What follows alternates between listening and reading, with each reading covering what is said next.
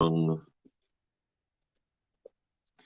without any more delay, I've pushed through. Good evening, ladies and gentlemen. This is the Welcome to Angels, the podcast. We calling this Real Talk Tuesday. And I know things look a little off today. Well, as things would have it, there's a broadband outage in the area. And so we're kind of shooting this in the raw. That's why you see the green screen behind me. And that's why the audio was a little bit off. But as promised, I am going to bring you this tonight. Lots been going on the political front. But before we hop into that, I just want to shout out my guest from last night, young man Aiden Cooper. Aiden, again, I can't drop any bombs because the broadband is out and a whole nother thing. But anyway, yeah, shout out to him and shout out to the again Yellow Jacket football team. This Friday they'll be traveling to, and here I am looking at this camera over here. Sorry, they'll be traveling to Green Sea Floyd. Again, I don't know what Green Sea Floyd's mascot is, but they'll be traveling over there to take on Green Sea Floyd this weekend, looking to redeem themselves after a tough loss last weekend. But great conversation last night. Yeah, the young man had me in tears a couple times. All right, I'll say that. I'm proud to say that. You know what I mean? Because that was an inspiring young man. So again, shout out Mr. Aiden Cooper and his family, uh, the ones who were backstage and the ones who are online checking out. Got a lot to be proud of. You know, keep pushing that young man, keep motivating him. Uh, expect a lot of great things from him. All right, so again, it's been crazy, man. I've been uh, I've been called all kinds of different things in the last 48 hours. I guess you know, I'll just tell you this here. You let people characterize you, then that's on you. Okay. I encourage you to be the best you could be, whoever you are, and that's about all you can do. You know what I mean? Find whatever information that you need to find to get whatever answers you need to get answered, and just keep on moving because it's like a catch 22. Half the people gonna like it, half the people not gonna like it. So you know what I mean? Just do what you believe to be right. You know. Um, what else I want to cover here? I can't. I'm kind of off, but anyway, man, I got a guest sitting back in, and as promised, uh, I got the mayor of Andrews. I reached out to him again to come on and have a conversation, Real Talk Tuesday, and I really don't want to talk too much about the local politics. We're gonna get into that a little bit, I guess, but I got some questions that just like because I've been analyzing this thing, taking in like the things that have been said, um, and the way that Andrews ABC News has become a political platform, and just watching how this develops, and it's. I keep looking at this camera, guys. It's the projection that is starting to uh, get to me. Okay, because again, I've been characterized, but in a certain way, you know what I mean, with that R word that they use to try to shut you down when they don't agree with you, and that's from both sides, and it's I wonder sometimes if like if you I mean yeah I'll get into that, man. Again, we're gonna have some real talk here tonight because I got the mayor on. um I guys, again, this is not our normal broadcasting setup and all this other good stuff. I do understand that. Again, just listen. The broadband. If it happens to pop up here while I'm talking to you, I can switch over in real time. But anyway, without further ado, before I mess something up, let me get my guest on. Round of applause. Come on, golf clap, everybody. All right. And there he is, the mayor of Andrews, South Carolina. Sir, can you hear me? Oh, I haven't added you to the stage. All right. There you go. Sir, can you hear me? Yes, sir. Got you loud and clear. Okay, cool beans. So that's working well. How are you this evening? Just a little under the weather. Don't want to claim that, but it's not sure what's happening. But just a little exhausted. But I am still fit to fight, man. So appreciate you having me on. Hey, you asked a question earlier about the opposing team for this Friday night. I think they're the Green Sea Floyd Trojans. Trojans. Okay. Yes. And that's up near Myrtle Beach area, right? Yeah, I think the Conway, Loris, I believe. I haven't been there before. I'm gonna try to get out there this week, this Friday with the guys. Yeah, Uh, that right. Yeah. I've got another commitment at Carver's Bay. I got a 10-year-old asked me to come out and watch him perform. He's with the elementary band, I believe he is. So Okay. so I'll make a quick stop through there and then try to get up there to see the guys do their thing this weekend. I think we had an opportunity yesterday to observe them practice, and Coach got them focused, got the guys Mhm. back in. As you know, there quite a few of our players had some little nicks and bang. They weren't able to play at their full potential. Some wasn't in the game, but Mr. I think it's Adam. Those guys are doing a great job to get them back in the fight. Hmm. So Yeah, yeah. I definitely want to talk to him because he's been a busy man since when the season started early. It was the heat, you know what I mean, the cramping issue, and but he's always patrolling that sideline. yeah, and I also want to say, great interview last night with Aiden, Hey man, quite young yeah, man. He's the kind of guy we need out there, and there's a lot of love his spirit and his passion to get out there on the field, play hard, be a team player, and those kind of things. So all those young men and the young ladies from the cheerleading squad that you're giving some airtime, it's important. As I told um, your uncle, we often, I mean, all the time reminisce about our time back in '82 and playing football. So anything we have really are some old faded pictures that we clipped from the Georgetown Times back then. To kind of reflect on and then talk about our great days. We tell it we were ready for the NFL. So we still believe that. Not true, but we still believe it.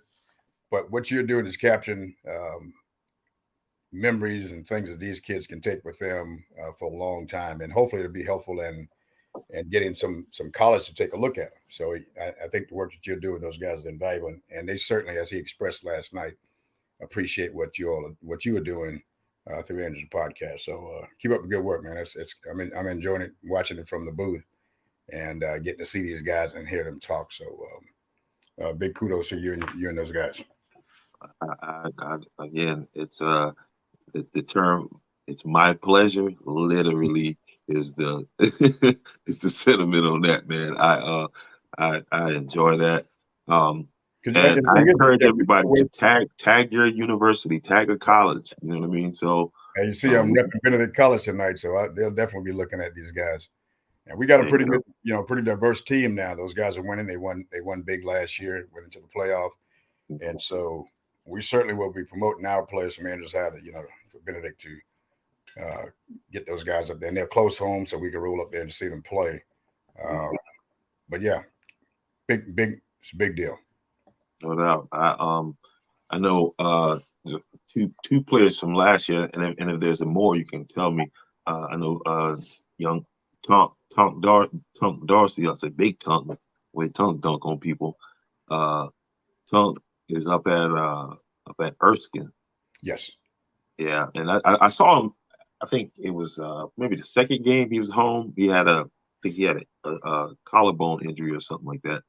But he was, talking about he's ready to get out there and make it happen. And then the other kid, the lineman, he went out. Have you heard anything? Is Actually, anybody? yeah, I Right? spoke with his mother today. You're talking about Stephon Boyd. Yeah, Uh, yeah, yeah. Interestingly, they're out in California where he is, but we have another young lady from Miss, Andrews. Miss, I can't pronounce her name. Miss Lachey. I believe it is. I was contacted. They said, "Hey, this is what's happening," and and just saw her perform. So another talent that's on the big stage representing Andrews, and so we're very proud of her. She's a teacher And as well. yeah, she's got an amazing voice. Yes. Yeah. So our talent is going in fact, we missed. I spoke with Ethan. He was our I call him our all-state defensive back last year. Pretty tough guy. Kind of control that corner. I spoke with his mother today. He was at the game last Friday, but I didn't see him, so I didn't get an opportunity to recognize him. But Ethan was there this past Friday. So our guys go out, but he's studying at Clemson. I think architect design and art and those kind of things. So we've got some bright young men and women out there doing great things for us. We just need to And continue. and speaking of bright young men and women, um, the platform is not just about athletes. If your child is academically, uh, you know, advanced, and you want to get them on here and let's do an interview and let me talk to them and just the questions. I always send the questions over, and it gives the children a chance to express themselves and show their personality. And um and, and this is big. It may not be as big to a lot of people, but to these children, they understand they grew up in front of with phones, you know. Yep, yep. And so, I mean, if your child's in a band, uh, as a matter of fact, I do want to interview somebody from the band. So if anybody from the school's watching, anyone like, Hey, let's and go. my As a matter of and fact, my I got an interview set up tomorrow with the young man from Hannah Pamplico, okay. Mr. Jaquan, Jaquelin. Queller. Not just Queller. Yeah, Mr. Jaquan. Jaquan is man, I'm you know, it's welcome to Andrews. Come on, hang out in Andrews and let us, whatever audience I can put you in front of, I will do it. But Hey, yeah, it's huge. And this is what I enjoy talking about, these kids and sports and that kind of stuff. Politics is what it is. I know we got to talk about it, but you want to get me excited.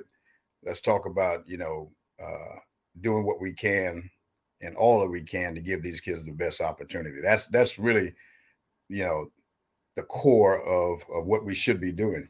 hey, And and it's huge, man.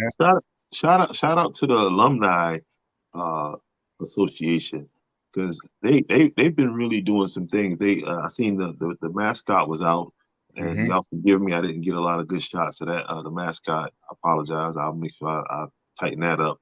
But um, they also provided the tunnel.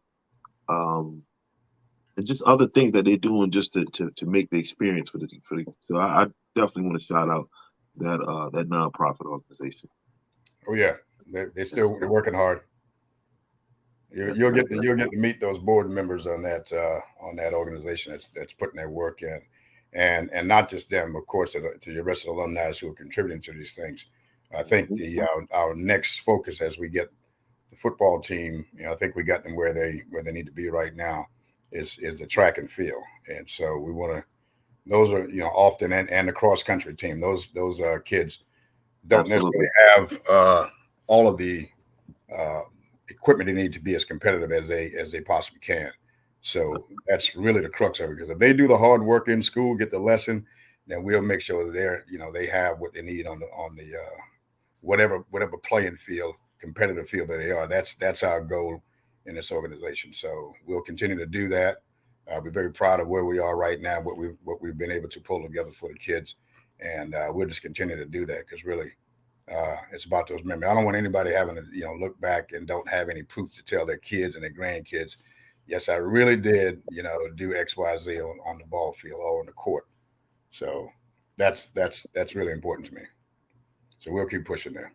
No doubt. Hey, and did I see the cross country team? They went and they ran across the bridge down there in Charleston. Yeah, and I missed it. I was supposed to be with them, but I probably wouldn't have made it up the bridge because I'm not in shape anymore. But they did. And again, to Mrs. Odom, and I Mhm. think Thea. Miller, Yeah, Miller. yes, they're the two coaches for cross country, and a big shout out to the Cypress Preserve because that's now where they do all their competition on the local level. Yeah, Oh man. yes, So I got to go to a meet. Oh man. yeah, it was pretty cool to see them. All the fans that were out there. I'm sure they were the parents were lined up along the trail, but that is a beautiful. As you know, that's a beautiful facility. Uh, Yeah, yeah. and those, yeah. So they, to Mr. Butler Foundation for those guys opening up this thing to the cross country team. Preferably, we will have a trail for them at some point in time in the near future. But a lot of great things happen at our kids level. And again, that's if all else fail, we cannot fail our kids. There you go. There you Yep. go. Again, shout out to Miss Mahone. Um, you know what I mean, for allowing me, access on that sideline, Coach Durham. I appreciate you guys a lot, a lot, a lot, a lot. Oh, excuse me. Something else about school that was coming. Oh, can you give us an update as far as not so much an update, but yeah, kind of an update and a rundown on the Heritage Festival. And when I say a rundown to the vendors, I saw a flyer where the vendors, the last date for the vendors registration is October 2nd. But I would highly recommend you not wait to that date. I don't even think about getting close to that date. If you plan to make you want a great spot or whatever, don't wait. But can you give us an update on the Yeah, Heritage Festival? it's real quick. And as you know, we linked the Heritage Festival with the same weekend as the homecoming, which Mhm. again provides because there'll be a lot of class activity going on, but we also wanted to make sure that we have something that is suitable for families. And so, with all about visiting families and friends coming back home for the big tailgate, that's a huge deal. The Heritage, so the homecoming, and I won't quote the time. There will be on Friday the 6th. There will be a parade as always for the team, the school.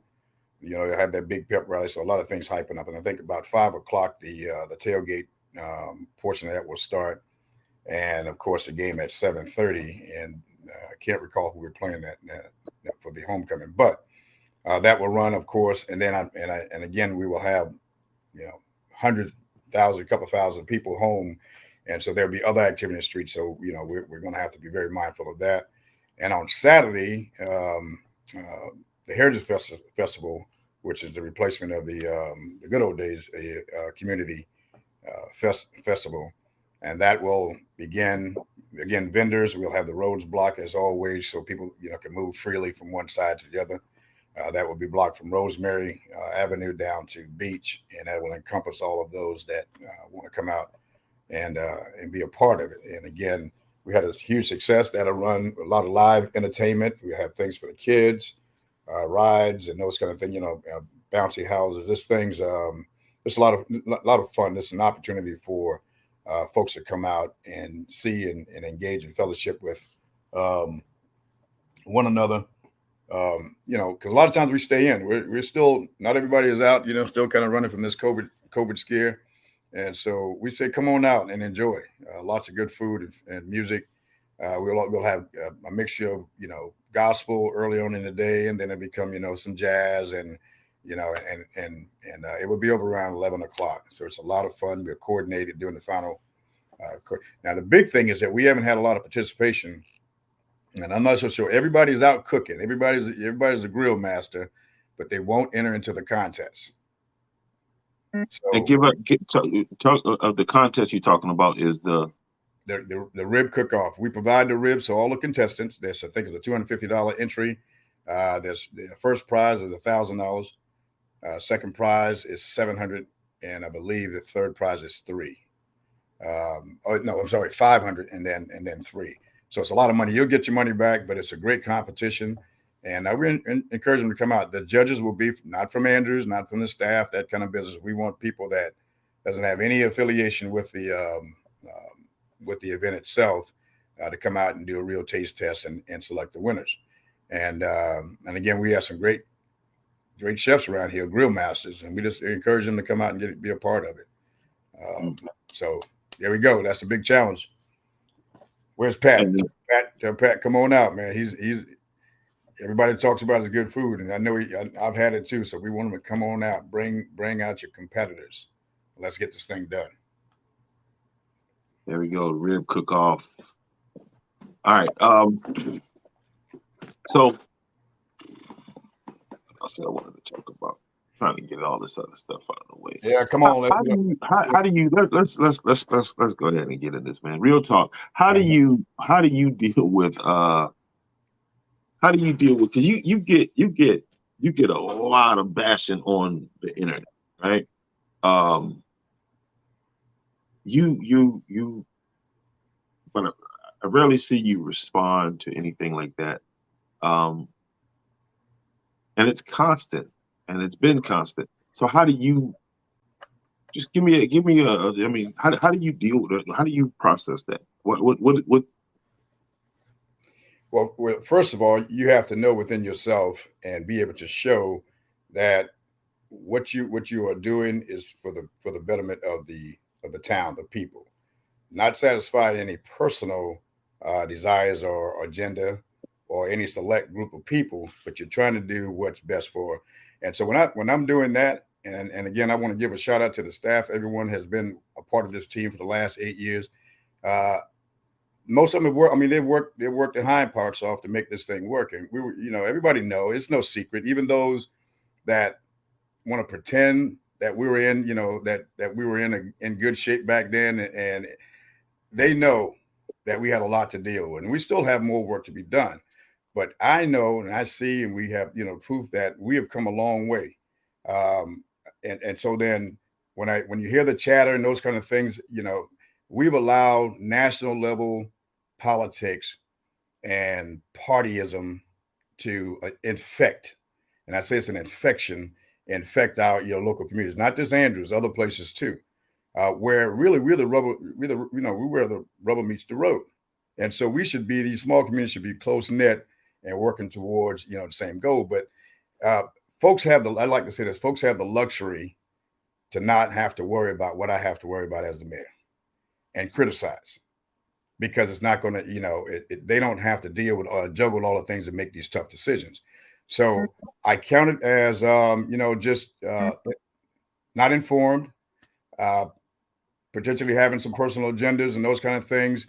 But I don't get wrapped up into it, because it won't go anywhere. Anytime, I've only did it, I think, a couple of times when there's an issue going on that I need to address, I'll ask whomever that person is to contact me, and then we'll deal with the issue. But I will never get into a word of war with somebody who's just exercising their right to speak, but it's not informed in most cases. And so you leave that alone, because again, we have the right to, folks have the right to say what they want to say, and it doesn't pay for elected officials or leaders to get into a war of words on social media. You're not going to win, and it's not going to get anything solved. So I'd rather just contact me. If there's something that you don't understand, or you don't understand the priorities based on what we need to do first, just give me a call and we can deal with that. And that's how I prefer to do business. That's just always so. Now I'm human. Don't get me wrong. When folks start to talk, question my integrity, my leadership, the things that I've been doing all my life for people, and the sacrifices I've made, to come back home and do what I can. Yes, I'm human. That irritates me a little bit. That irritates me. But I'm sure most of that is intentional, and I'm just not going to let it, distract me from what I'm supposed to be doing. I'm here for a purpose. I'm here for the people and not politics, and that's how I operate. And now, as you've seen and everybody's seen, there's some things that is not going to be, you know, um, settled, peacefully, because when folks attack this town or don't, do what they're supposed to do in their part, because everybody from our level on up to the state has a role in this town. It's like any other municipality.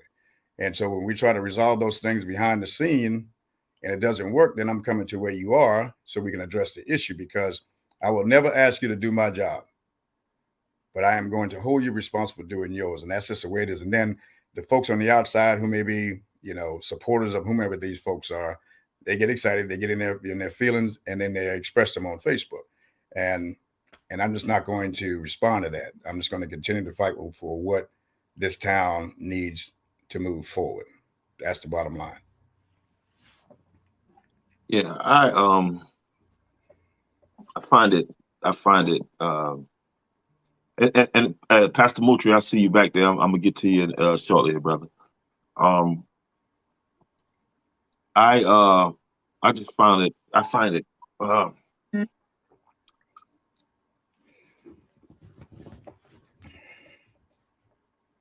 um, yeah, questioning. That's the thing. And so how is this? I mean, does this leak over into your family? Because I know your family. You got family members that care about you, that love you. They see this stuff on Facebook that people say about you. How do you balance that? How is that? How is that? Uh, I asked them to stay away from it. You know, I this is I'm the one that's elected to be here, and I know family just like others. Their family get emotional about it when someone speaks out against them, and that's a natural thing. But I asked them not to engage because I'm okay. I've got God is watching my six. So I'm okay, and I'm kind again.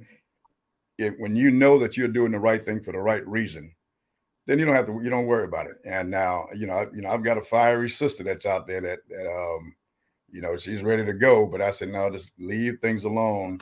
It won't be helpful for us moving forward as a town. And so you just got people that just want to be agitators, and I prefer they use that energy to come help out, or come, with a suggestion. There's plenty to do. Mhm. But if everyone wants to exercise, or not everyone, but there's too many that want to exercise their fingers on Facebook, and that's what makes them happy. Then that's fine. I'm not going to try to manage that. So, Mike Tyson famously said one time that everybody has a plan until they get punched in the face. Um, when you stepped into that job from the military, what was that moment that you felt that okay, I face, and how did you deal with that? Well, if I'm interpreting the Mike's Mike's uh, famous quote right, in terms of being punched in the face, is the bottom line is that when you enter into something, regardless of whatever it is, you'll have an opinion, but if you haven't been in that position, or in the ring, in his case, if you haven't been in there with Mike Tyson and leading up to this big fight, you know, you have a lot to say. And then when you get in there, Mike hits you one of these body blows, and so that changes your perspective on things. Are we still there? I'll pause here because I think we're just lost you there, boss man.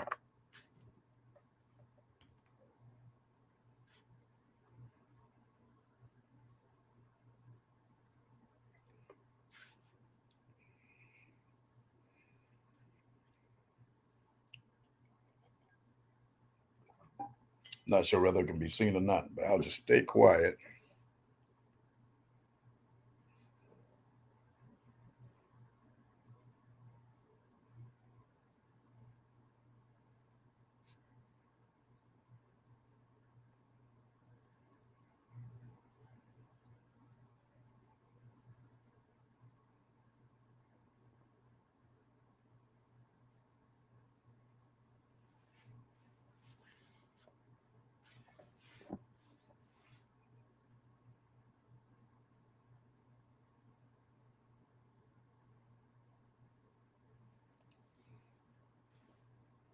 Okay, looks like I'm probably still alive, and the host is not. And I just have, if folks can still hear me, I just have one correction on the festival. The cook-off actually is a $150 entry fee, which is even even better, and we will provide um, the ribs as we always do. So I'll wait for Mr. Jamal to get back. Um, but again, as the question Mr. Jamal asked in terms of, and I think what he was getting at is, what did I assume coming into this position, and then once I got in here, what it really is. And so, yes, it is like my analogy that it's like getting punched in the face. So my when I got here, it was the big talk was about the trash and not being able to get pick trash up. There's 2 and 3 weeks. So my assumption is, again, before I got here, is like, if it's just trash, then we can fix that and we'll be rolling. Well, get in and you do the analysis, you see what's really going, and you understand what the responsibility is. You can't help but have some sympathy or empathy for uh, uh, the mayors that have been here before, because it's not as easy as what I thought it was.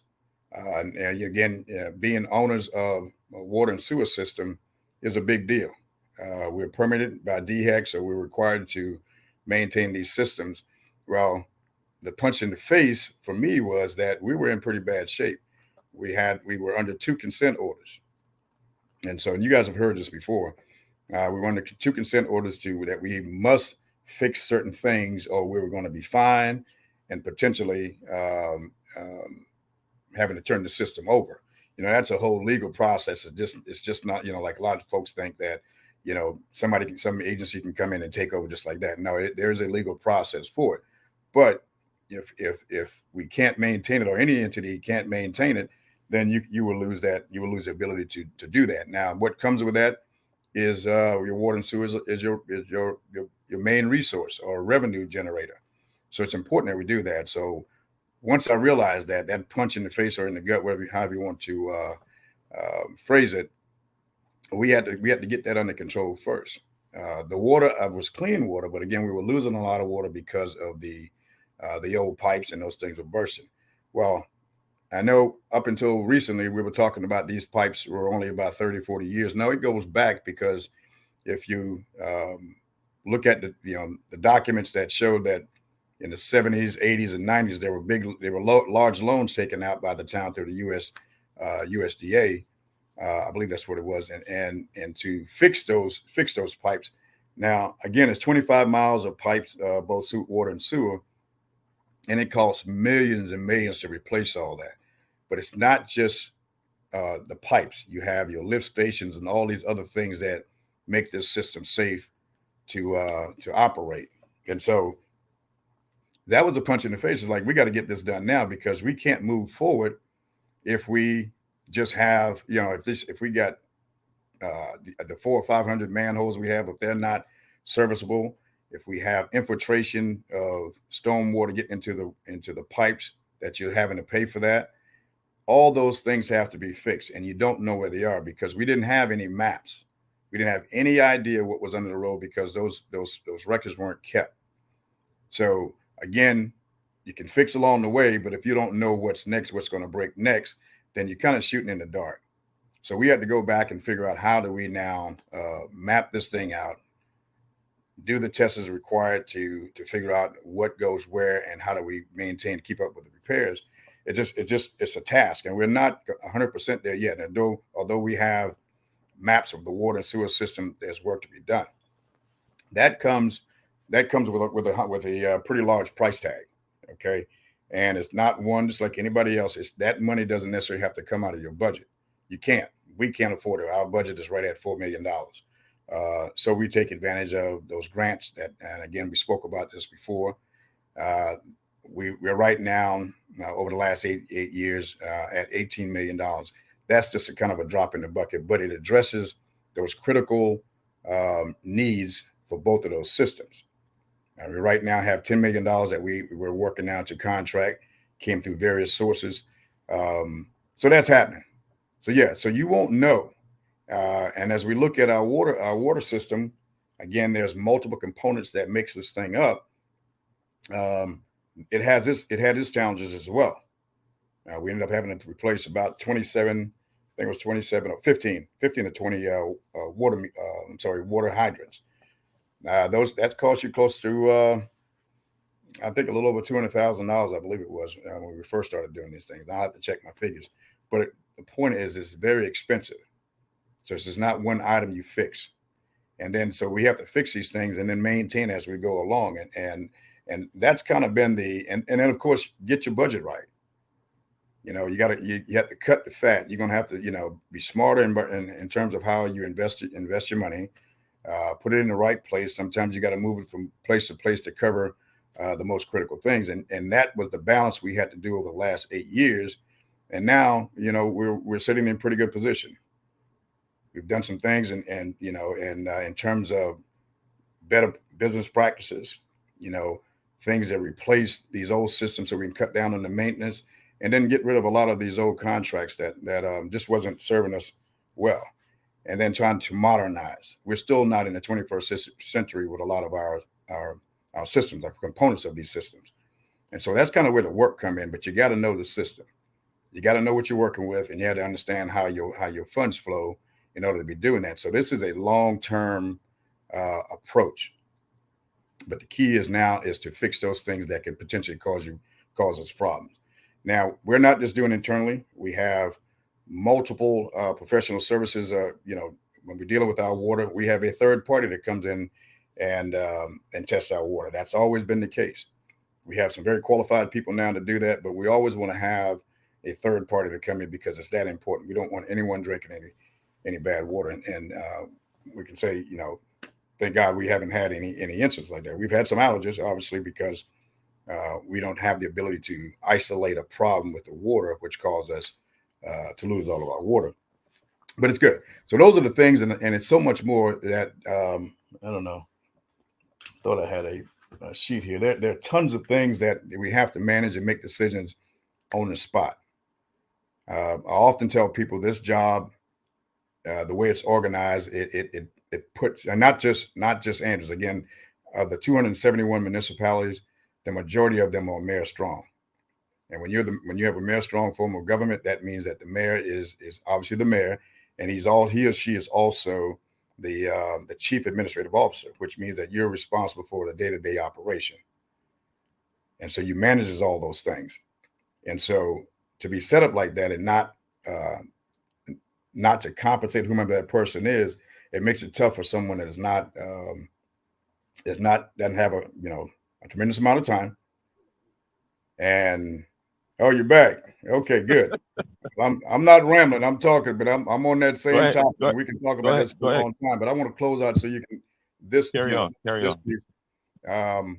But where I'm at, I don't know. Were you able to hear me? No, the internet bug is over here rocking. Okay. But as you can see, the show still rolls on. But I see that you figured it out. You're a smart guy.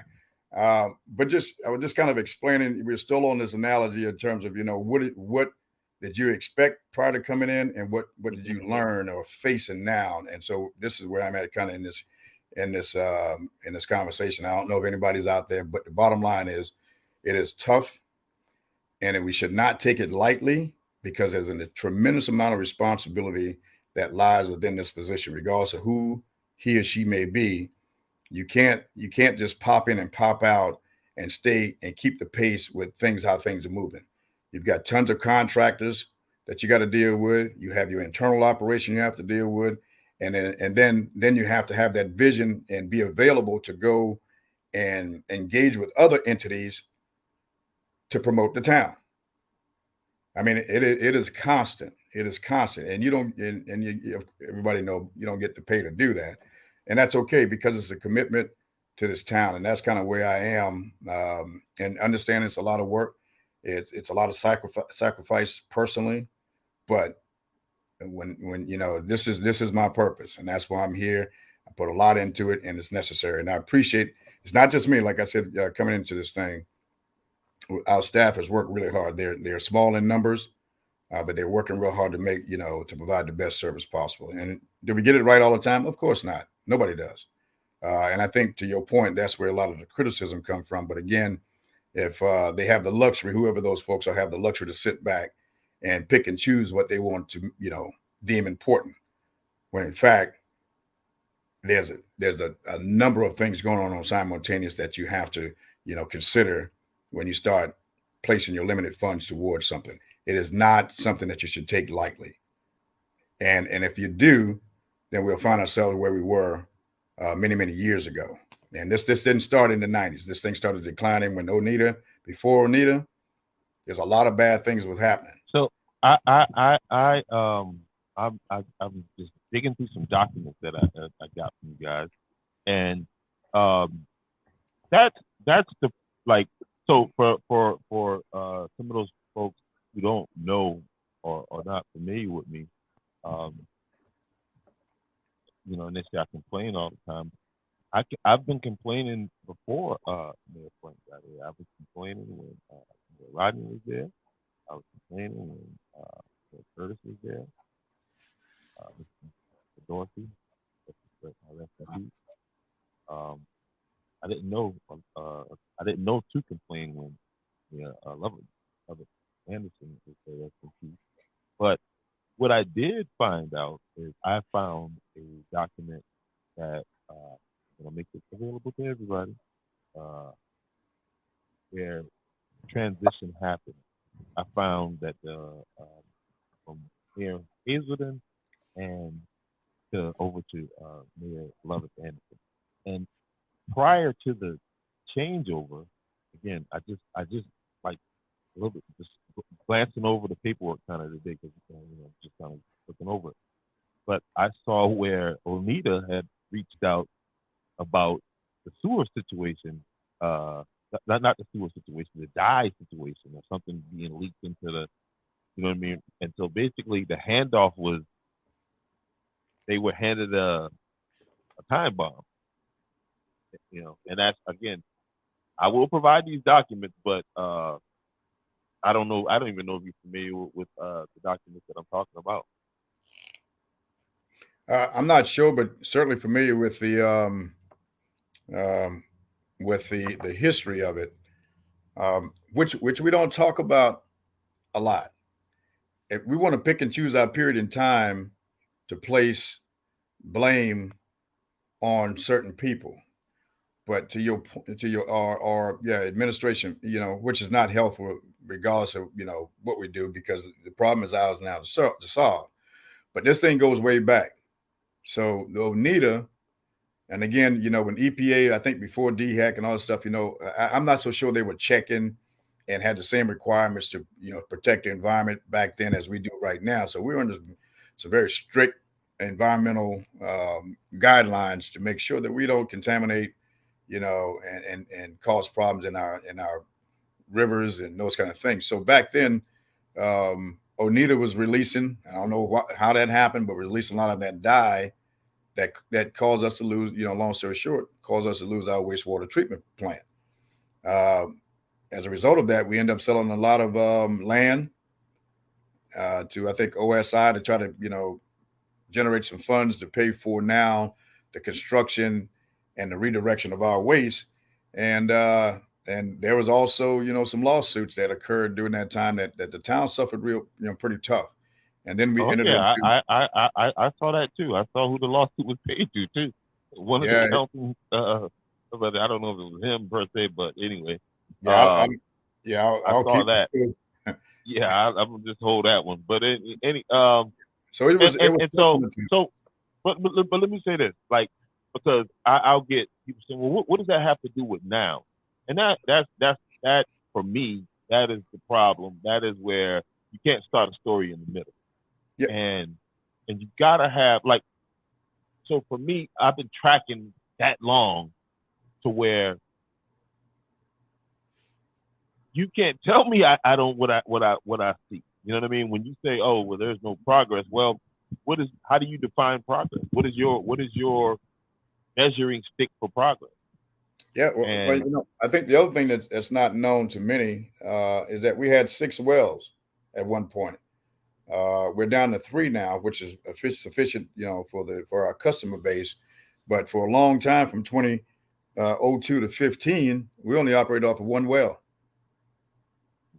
I don't know how in the world that was done, but the requirements is that these wells can only run, 16 hours a day. wait, whoa, whoa, So whoa, whoa, whoa, whoa, whoa. That you didn't know that, huh? 15 when the flood happened, right? Exactly. And you said from 2002 2000 to to 2015. 2015, we were 1 well, and the others were because down at Tamarack and went out there on Gatway. Those wells were in and out, but we had 1 well, and so we got those things back. They got back up prior to me getting here, but they got them back up. But you're talking about 3,000 plus customers. That's both the resident and others. But it was those kind of things. And the point I was trying to make is that there was a lot of things broken for a long time. And a lot of the requirement, that's how we ended up in that consent order, because those things that were identified back then that needed to be fixed weren't getting done. And so when I came on board, DHEC was fed up with us not responding responding or getting these things fixed. And so they were very upset. So we had, solicited a lot of help to ask them to give us time to get things back on track. And as a result, we're no longer under the water consent order. That's working fine. We just got to fix the the maintenance side of it. But in terms of in compliance, safe water, plenty of water for our customers, it's there. The sewer is a little bit more complex. And more of a hazard to public if it's not maintained right. You had audits that weren't done. So if you don't have your audits done, you're not going to qualify. I mean, you're not even going to come close to qualifying for any grants. And so for those that say that our grants, we were, I don't know. Someone said that I guess Scott asked me that. So Had we a NCAA violation. Yeah, like no. Our audits are done. We qualify. We're low to moderate income, so we're very, all of these are competitive grants, and we've done extremely well. And they got to understand too, just because grant money is out there doesn't mean that you're going to qualify. And second, if you qualify, in most cases, you're going to have a 10, 15, or 20% match fee to go with the grants. So if you can't match it, you're not going to get that grant if you can't provide that match. So all that is a delicate balance that has to happen, and you have to stay on top of it. You can write in, and you're not going to be, again, the system has changed where that, back in the day, you could say, yes, I have the match, and then go ahead and get the funds, and come time to pay up. No, you have to show that. And so we've been very, very, very consistent with that. That's a part of our budget process, to set aside those dollars and understanding that grant cycle. So there's a period of time, and if you miss that window, you're going to have to wait to the next cycle. And of course, other organizations like Duke and other Duke Energy, the Brunel, Donnelly Foundation, they'll have small grants, just like we just capitalized on one last week. We got $6,500 to begin to work on some of the streetscape on Main Street. We'll get that into play here soon. But there's a small window, and if you're not financially set, your audits are not up to date, and you don't have that match, you're going to sit there. And so we've proven over time, over and over again, I should say, that I'm pretty comfortable where we are financially. And of course, we can use more, but in terms of managing what we generate, we're doing a pretty good job of that. And again, not everything is roses, because again, when people say, well, if you have this sitting there, why don't you fix this? Again, you have to understand the system, because if one of those motors go down in that lift station, that could cost you $10,000 to $20,000. And we still have more lift stations than we really need for this small town. So as we reduce those things down, transition from lift stations to gravity line, those kind of things, again, that's when then you can now take a little bit more risk. But you have to keep a sizable amount of money in a position that is ready to address any emergency needs. That's the day-to-day stuff. So you can't take this lightly. So I was talking to a city planner from another city, and they were saying that galvanized pipe have to be out of the ground by 2026. I, I was kind of acting like I knew what I was talking about. Did you know about this? Yes, I'm well I mean, aware of that. Yeah. okay, Yeah. yeah. Because what I'm saying, I wasn't talking about it. I was listening, and as if I was, oh, okay. I didn't say I knew, but he was just Yeah. gambling. And Go ahead. again, as we have to stay in compliance with DHEC and all others, and they'll come down with a new requirement, lead pipes and those kind of things. All those things have to be changed out.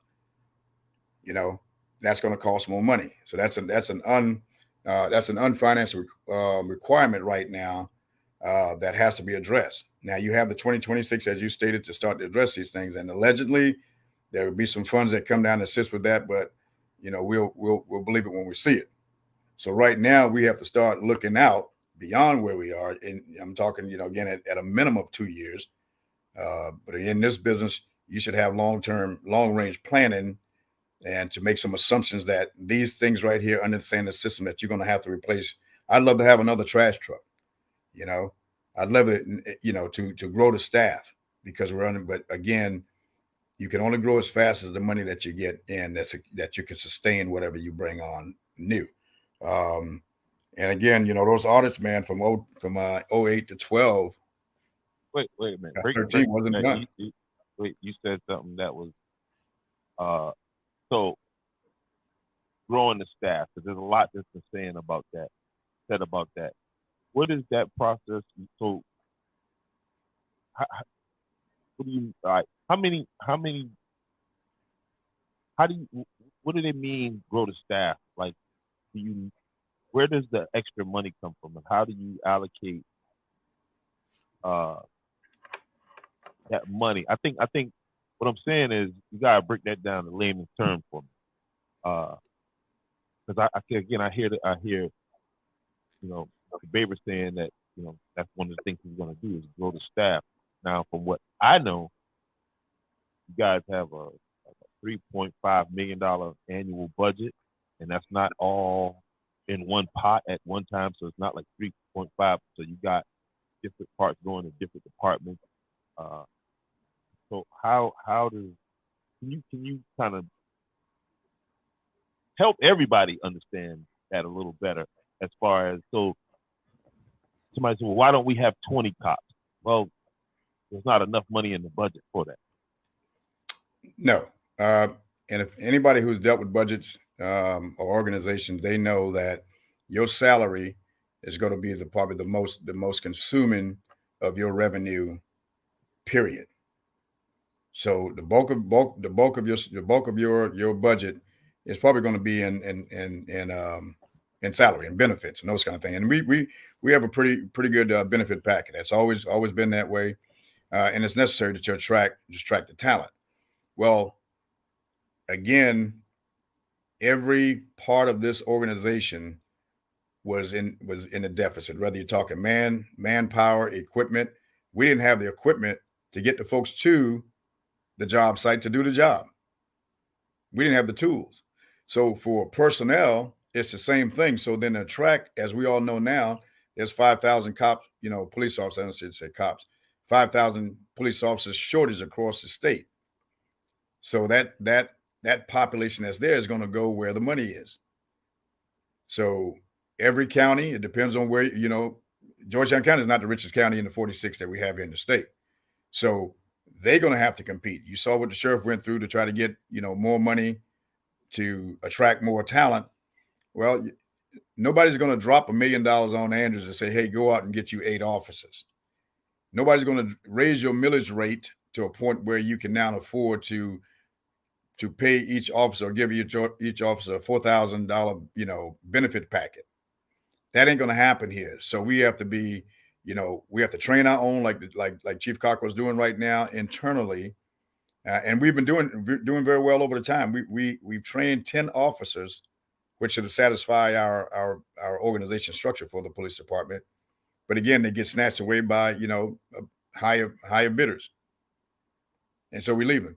10 of our officers that we have certified class 1 are now working in the county or the city's department. You just can't compete with them. So to your question, growing the staff is just as important as or is important, but a lift station that's not functioning and wastewater going on the ground is more important. So you got to rack and stack, and and these things are split second decisions.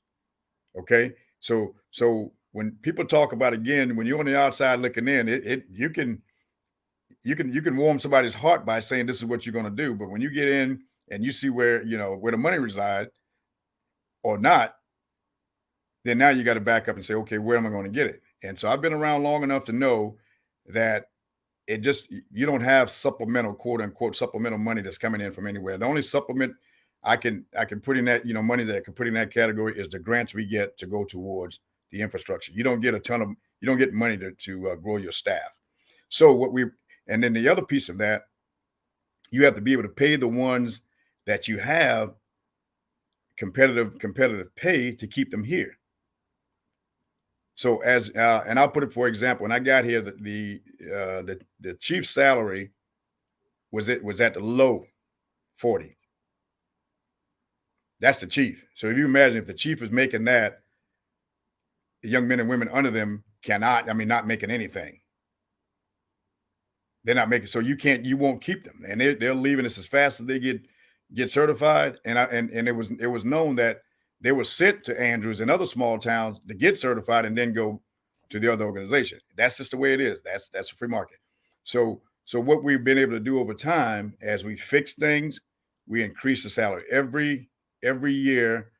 Our employees has received an increase in pay, not huge, but enough to show them that we do understand it, and we're focused on them as well as we are with the equipment and everything else, and try to treat them right. So growing the staff overnight is not going to happen. Hey, I've been involved in many manpower surveys. I understand that. That was one of my jobs in the military, is to see how we now either reduce the force based on other requirements, or where do we need to increase. That was a part of my job as a full smart. So I had to do those things. So I understand how that works, and it's much easier said than done. Now you can take risk and say, I'll put 15 guys in there, but I won't have a dime if these lift stations starts going down, if these pipes start bursting. So you fix that, but you got a major problem over here. So managing what you have is a day-to-day challenge. I recall back in 2017 where myself and the town clerk were sitting there with the bills across the table, all of them. We have, I think, 251 line items on our budget, if somewhere in that neighborhood. And so we have all of these, vendors, and we had to spread the bills out. That's how little money we had at that time. And decide at that point what we're going to pay first, what we can pay next year to avoid any late fees. And we were fortunate at the time we had grants on tap when I got here. So again, the administration had grants in where we were replacing a couple of those lift stations.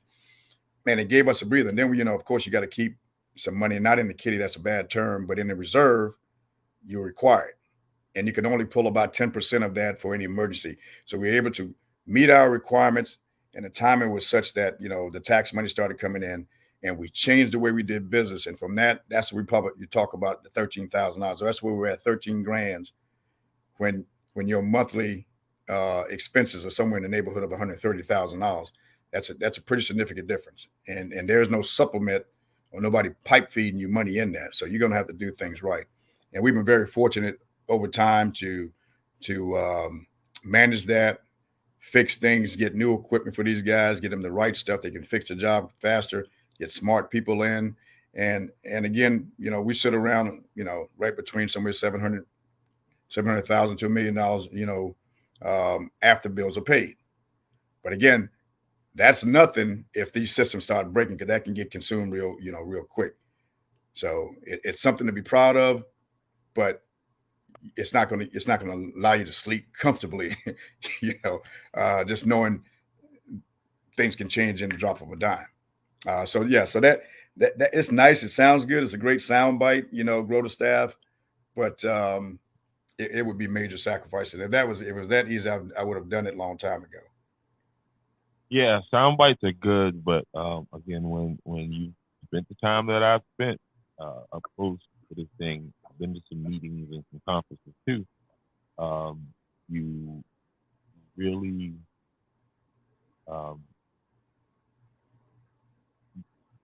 it's not a sound bite. It's not a. You know what I mean? I just want to say, Miss Miranda Smith, I want to welcome her to the town. I don't think I've met her yet. I'm just seeing her comment there. Welcome to the town. Hopefully, I get to meet you soon, ma'am. So it's not easy. And again, so what you do, you find these smart folks like we have right now. We got people certified now, certified water treatment. We got our director for the department now in a course studying now to get all of those credentials. And so you get people now, and if you can't grow what is it? What is the effect of that? Like, because I've seen old budgets, right? And I've seen old invoices from the town, and so I understand what the effect of what you just said is. So can you again put that in layman's term when you're saying we got these things in house? What does that mean directly? So when I mean in-house expertise, as I said before, we have multiple professional services that we use. Okay. So in-house, you can get your folks trained and certified with the credentials they need to do the job. Then you don't have to bring in these third parties because they're recognized by DHEC, they're recognized by others, and even more importantly, they know what they're doing on the ground. So what that has done, and I know people say, well, I'm a micromanager. Well, I didn't become a colonel micromanaging people. I've had thousands of people working for me, but they were trained. The Army or any service takes you through. I think I went through 10 different schools in my career. So you're going to be well trained and prepared to do your job. It's different out here in the civilian world. Well, at least in this situation, you don't necessarily get all those things. So when you get those folks that can get those training, the administrator who goes out and learn how to write grants and those things, that cut down because a grant writer will cost you probably $50,000 for one project. So I talked about that $10 million. If a grant writer from the outside was doing all of that, we probably couldn't afford it. But we have a membership and an association with the COG. We get assistance from those guys. But for our public works department, because unlike the police department, you're going to have to be a class 1 to operate. All those things are the flexibility you had to bring in new recruits and do certain policing thing. They can't do that anymore. So that has extended the time for the police department. But you got to be certified to do that. Not necessarily in public works, but we do have that expertise now. Everybody wants to learn. That small task works hard. You'll see them over here one day cutting grass. The next day they're repairing a major leak. Or they help set up for the festival. These young men and women are really getting it done. And so it bothers me when people criticize them and say, hey, there's a pothole here. Well, first of all, is that pothole there because of the town, or is it there because of, just the road hadn't been surfaced in a while? And chances are it's probably because of a repair that has now settled more and you got to put more stuff. But these people are bouncing around and trying to get it done. We just ask for some patience. And don't be so hard on these guys because they're not making a whole lot of money, but they're dedicated. And they are committed to this town. I can tell you that without hesitation. And so it's a process. And you got to trust the process. You got to, and to trust the process, you got to trust the people in it. And just know that I didn't come back home to feel some kind of dream about being a man. No, I knew coming back here was going to be some work. But when I got that gut, if that's your dream, you got some low expectations. I mean, $600 a month. I don't know anybody that would sign up for that knowingly. No. Right. But listen, so good to me, man. Hey, so I've heard you speak about the accommodations taxes and that what is the accommodations tax? And now that we've recovered it, what can we expect to be done with it? Well, it's actually the hospitality money, which is I think it's food and beverage, I believe. Yeah, food and beverage for hospitality. But that money goes to streetscape stuff. So if we so imagine this, since 1999, somewhere in the neighborhood of 60, 70,000, could be higher. Money with all of that was going to Georgetown, and we weren't getting anything back because we signed it over to them for some reason. I don't know. It's not in the records. But when we discovered it, we took action a couple of months ago, and now those funds are coming back. And so now we have an immediate source of revenue that can address the main street, the street lights, getting nice flags and things. Are you saying this is the reason why Main Street became dilapidated the way that it has over because the money allotted from the tax money that's supposed to come from the hospitality taxes and tourism from this county, that money, where was that money going? The county, for whatever use they use it for. I don't know. It wasn't coming in. But again, and I say we, I'm talking about the administration at that time in 1999, did a resolution and signed it over to them. The rhyme and reason, no one has explained that to me yet. But once we discovered it, we went there and we're getting it back now. But it's not the only thing. So there was I don't want to say neglect, but there was other grants and monies out there to address Main Street. And what people got to understand as well is that these buildings these are privately owned buildings. Yes, we have ordinance that says, you got to do X, Y, you got to have awning, got to have this, but we didn't enforce that for a long time. And so as we now in this phase where we are right now, we are certainly focusing. If you look at our visioning plan that we just had done, it addresses the Main Street primarily, and a bunch of other things to now create some economic growth. So now we couldn't afford that because you're talking about a $50,000 cost to get a visioning plan. So thanks again to the Donnelly Foundation for providing us the grant. So so we now there. So things are phasing in, and for folks to say, "Oh, it's not happening," no, it's everything has its time. You can look pretty, but you got waste coming out on the ground on the other side. That doesn't make sense. So that money, to your point, that money was available and could have incrementally or over time make the rest of Main Street look like what we have between the two lights. And so whatever decisions, and I won't question the leadership and their decision making back then where the money went, but these dollars are specifically geared towards those kind of things.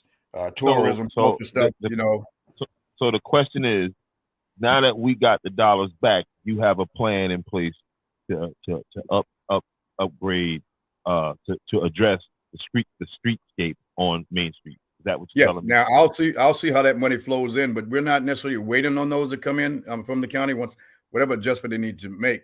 But we're tracking it. But we've already, like I said, we went out last week and got another almost $7,000 that we can begin that process systematically. Now it's expensive, but again, you'll start seeing some changes. But to your point, the key is now we have a plan.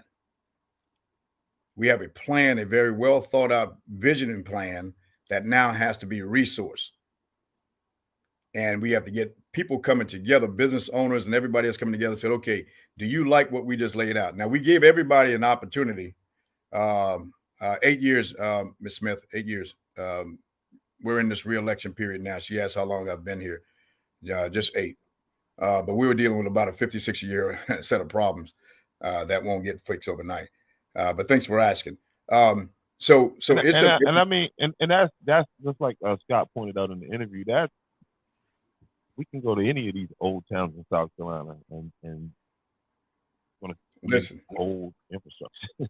I'll tell you like this: when we go to our conferences, man, it is such a relief to hear my counterparts talk about their challenges. because when you're in the trenches like we are, everybody thinks it's just them, but no, we have quite a few old towns and doesn't have the expertise that we have. And so we spend a lot of time with our counterparts, some of them, and sharing our ideas, sharing the things that we're doing so to help them along, because I believe that everybody deserves quality of life, a better quality of life. We can do that. If we put our resource and our energy to the right place, it could happen. And it won't happen overnight, but it will. We are moving in the right direction. Um, and again, I spent a tremendous amount of my military time planning, not near term only, long term. Understanding the environment where you are and what you need to fix now is so important. If you can't do this part time, I tell them all the time, this is why these small towns are failing, because first we'll put someone in a position that's just there for namesake or title. What have you done in the 8 years to, as far as education wise, politically? What are some of the things that you've done to improve yourself as a mayor? Well, thankfully, we were in one of the best associations. I say we. I'm talking about all of the municipalities. So the South Carolina Municipal Association is one of the best organizations. They assist you. They provide a lot of the educational stuff. So I have me and a couple others, like the mayor. Actually, the mayor pro tem has a class I haven't taken yet. I'm pretty upset about that. But we take advantage of these classes. It's important to go to these things because you learn how the government works. Now I spent 29 years on the federal level in government, and here it's slightly different, but the rules in terms of how you manage your money, set budgets, and how you manage contracts, all that stuff, tons of experience in that. But you learn so much more when you go to these places. So as a result of that, 8 years, I've got, I'm in the advanced education part of it. I've even been asked to come up and participate and be an instructor at some of the courses, because I believe you have to learn. It's like anything else. Become the master of your craft, and you can't do that sitting at home. So that's where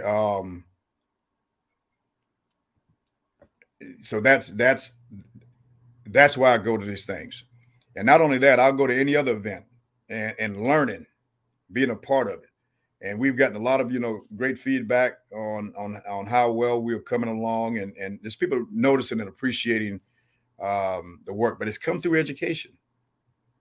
And I can't abdicate that responsibility to somebody else, because by law it says it's on my shoulder. And so then these division chiefs, the staff, we have to come together and do the best we can every day and provide quality service. And we have a ways to go, but I'm excited to where we are, and you can see the future, and you can see that through the vision and plan. So I welcome anybody. I think you were at the meeting where we presented the vision and plan. That vision and plan covers everything across the board, that what we can look like if we get the resources and then make this town a desired place to come and stay. Absolutely. That's our goal. And then we can leverage this Black River State Park thing like we're doing right now.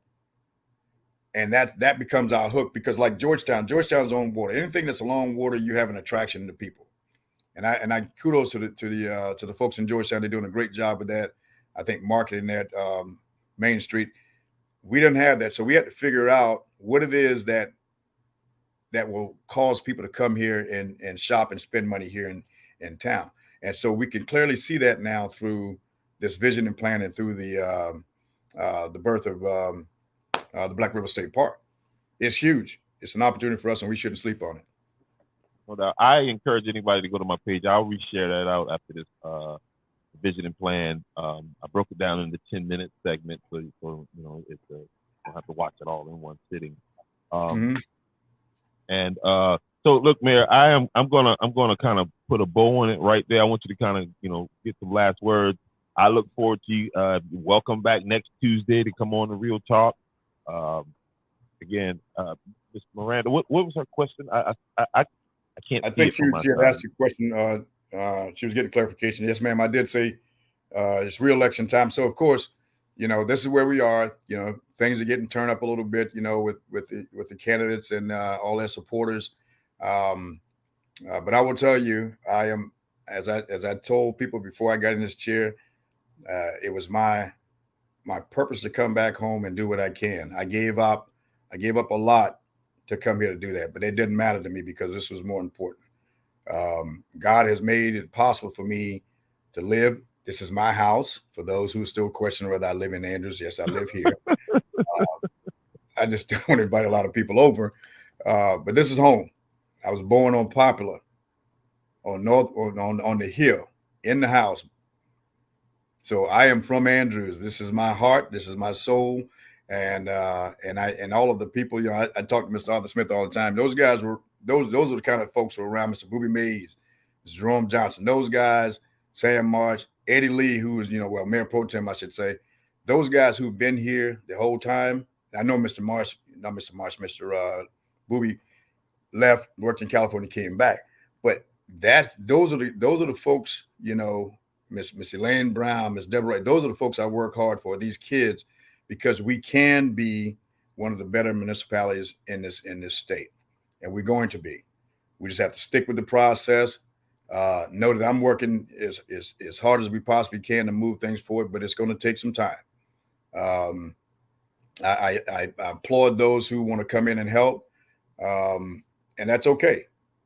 But you cannot take this lightly. This is not a high school project. We have some challenges. We still have to continue to fight for what we need. Um, uh, so that's where we are now. So I'm out there. We got people working the campaign. We're working hard because we want your vote. We need your vote. We want everybody to vote McCleary, obviously, because there's a lot of work. I have the vision. We have a plan now. We have been working this thing. So people get out and get around. A lot of people don't know we have over 25 new jobs, new businesses in this town. They don't know because, again, people's pattern of life, as I describe it, you leave home, go to the grocery store and back. So you're on that same path back and forth, and you miss the things that's going on around you, and everybody focuses on a pothole or a building. Look at those buildings; they're coming down, and that was a process too because these are still owned by someone else.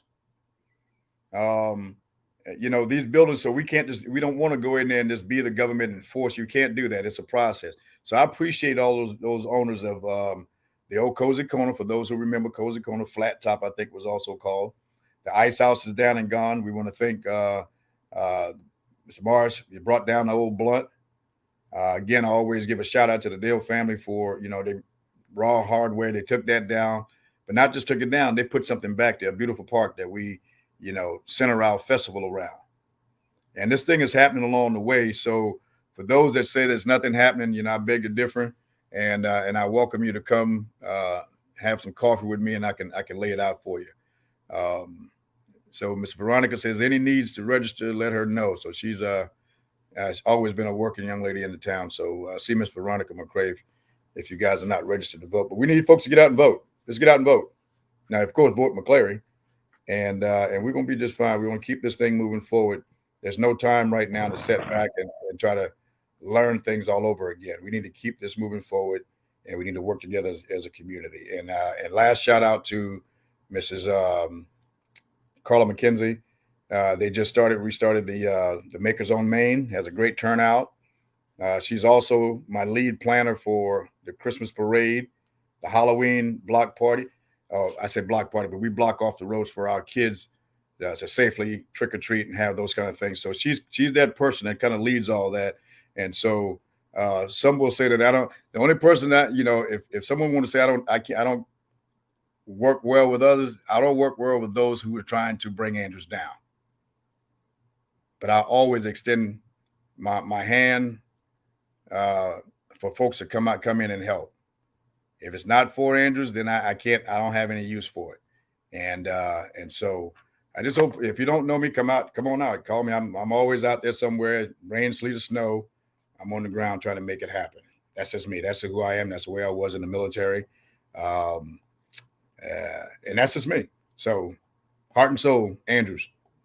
No doubt, man. Real talk. We got the mayor again. When we do this next Tuesday, I invite everybody come join the conversation. Well, I probably should have put the link out there today. But anyway, I got, whoa, where did he go? Where did he go? Where did he go? Where did he go? Because Mayor talk too much. Yeah, but guys, I got somebody else on the line. I got a pastor, friend of mine. He's also has his own news agency. Y'all know him as Fab News and Fab News. I'm about to say Fab News and Beyond. Fab News out of Florence. Pastor Jermaine Gerard Mutu, excuse me. And hopefully he pops back on here. I know I've been running long because I just wanted to get his perspective. But look, Mayor, listen, I'm not going to hold you any longer. I appreciate you. Hey, I'm like Aiden. Coming on. I'm like Aiden, man. I have nowhere to go. So but I know you got to run up with the show. But anytime, because a lot, we need to educate our folks or inform them on what's going on. A lot of times I don't have time to just to go to each individual. So I encourage them to come out to, every third Thursday, 6 p.m. is our council meeting. It's an agenda, so we try to follow that, but we also want to hear from the citizens. And again, we don't get it all right the first time, but we're certainly striving to do that. I appreciate you having me on, my friend. Yeah, and before you go, I just want to the citizens want to hear from all these people running for town council too. I mean, y'all just sitting back watching this event. No, we need to hear from y'all too. Okay, don't get me started. All right, I'm just gonna let y'all know that off the rip. Okay, because y'all important too. But cut it out anyway. So yeah, Mayor, listen, I appreciate you. I will see you next Tuesday. Go Jackets. That's all I can say. Go Jackets, man. Go. My bad. Hold on. Let me get you back on there. I can't hate on Benedict like that. One more time. What'd you say? I said, go Benedict College, man. Army, our troops. So that's me. Whoa. Now you're going too far. I'm Navy man. I'm a Navy man over here. But anyway, go ahead. It's your show right now. Oh man, it's all good, man. It's just that I'm just happy to be a part of this town and how we're moving forward, man. And appreciate what you're doing with Veronica, our staff. Keep working hard, and it's going to be all right. We're going to get through this election, and we're going to continue with the business of making Andrews one of the best small towns in South Carolina. All right, sir. I appreciate you. Good to you. So now let me get over here and holler at my homie in the back, Pastor Rod Moultrie. I want to get some insight from a different. We're going to have us a real talk session over here. You have a good one. You guys. All right. Yep. All right, guys. So again, my guest right now, he's been hanging out for the whole show. Let me bring him up. Boom. And there he is. Can you hear me, sir? I sure can. How you doing? I'm doing good, man. It's been, you know how sometimes things just try to get at you. You know what I mean? And so the broadband server in the area is down. So I'm having to do this on the phone, and it's a little bit. It's not, it's not the normal quality, but the message is.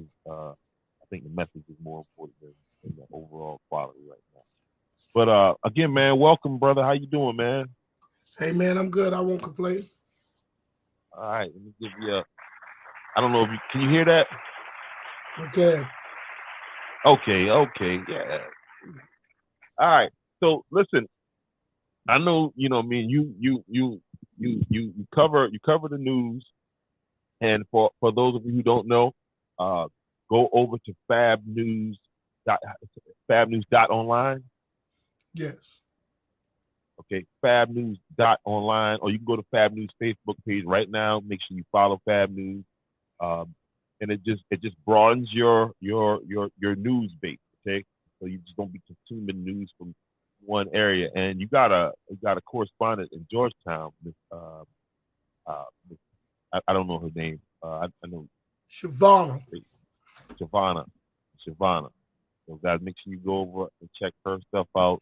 So man, we are in the heat of a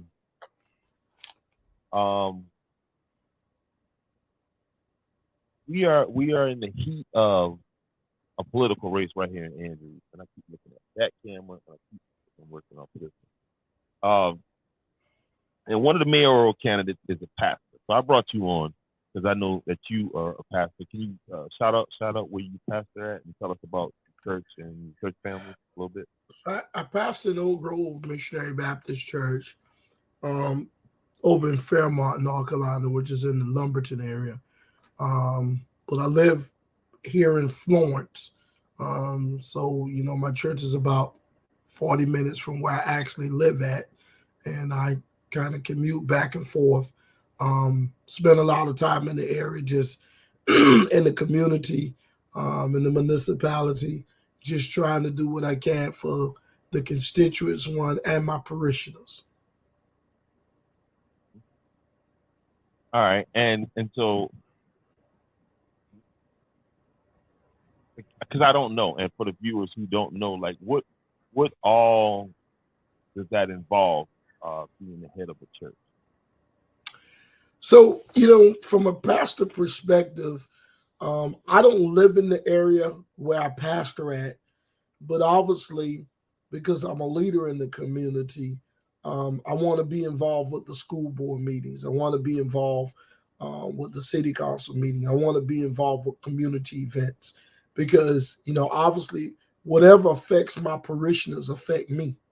So if we're talking about raising the water bill, then, you know, I need to be able to be there to town hall meeting to hear this so that I can bring the information back to the people of my congregation who may not understand what this raise is about, because everybody does not understand. You know, if they're going to be a community meeting, I need to be there so that I can get that information and bring it back and not have third-party forms. So I need to be able to be there at those meetings to ask the when, why, and how. So if you're, yeah, that's and so I mean the ultimate question is, you know what I mean, that I'm asking, that I would know, do you think it's possible from your time as a pastor? I don't think you haven't been a pastor for 30 plus years, have you? No. Okay. But in your time, do you think that that's possible to, do you think, and given, because I mean, you run a news organization. How much of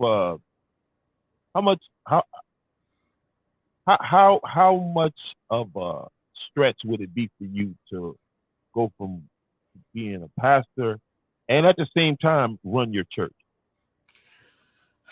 Well, no. I said the same thing. I said the same thing. Go from being a pastor and running your church. Hold on a second. That's all the same thing. What I want to ask is, could you be a mayor and a full-time pastor? I think it would be very hard to do. One of the reasons why pastoring is a full-time job. And when I say full-time job, you know, somebody might call you 3 o'clock in the morning, you know, because they have a loved one who may be at the hospital, may be at a point of death. Or, you know, they may have a loved one who may be in the next city, you know, who for Andrews area, for example, pastoring in Andrews may mean, you know, hey, you got a member who's in Charleston Hospital. You know, you need to be in Charleston. You need to be at Walkmore. You need to be at Georgetown Hospital. So that's a lot to be able to pastor and be the mayor. And I want to tell you, man, from the pastoral perspective, one of the reasons why I hired so many reporters is because pastoring requires a lot of my time.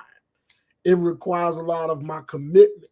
And it's kind of hard for me to run a business and be involved in a whole lot of things. And I'll just tell you, man, I am currently right now a board member on the housing authority. And I'll tell you one thing, man, it eats a lot of my time up, man. And honestly, man, I'm not a quitter, but I almost hate to, actually quit in the middle of this course, man, but it takes entirely too much of my time. And in fact, it takes so much of my time, it's kind of hard for me to actually balance my time because I spend, again, so much time with my congregation doing work. And after COVID, I want to tell you, after COVID, pastoring is very different now. And I think a lot of people will agree with me that pastoring is different because it's not only that you have that congregation of people who are sitting in the pews, you also have that congregation of people who is on YouTube, who's on several different social media that you have to actually be able to minister to those people too. So it's almost now like you're pastoring multiple churches, because if you're pastoring in the 21st century, you're streaming your church service on several different platforms. And all of those platforms require attention. And, a lot of those members who are on those platforms, they ask for the pastor. They want to know, where is the pastor? What is the pastor doing? So again, for me, I would think it would be, very, very difficult for an individual to actually be out there trying to, of course, pastor a church and actually, trying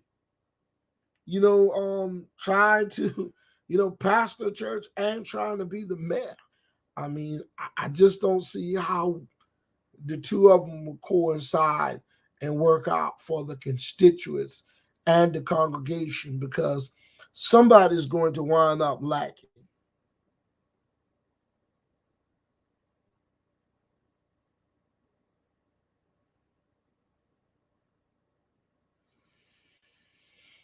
Well, I think we may have lost him, and he will possibly be back momentarily here.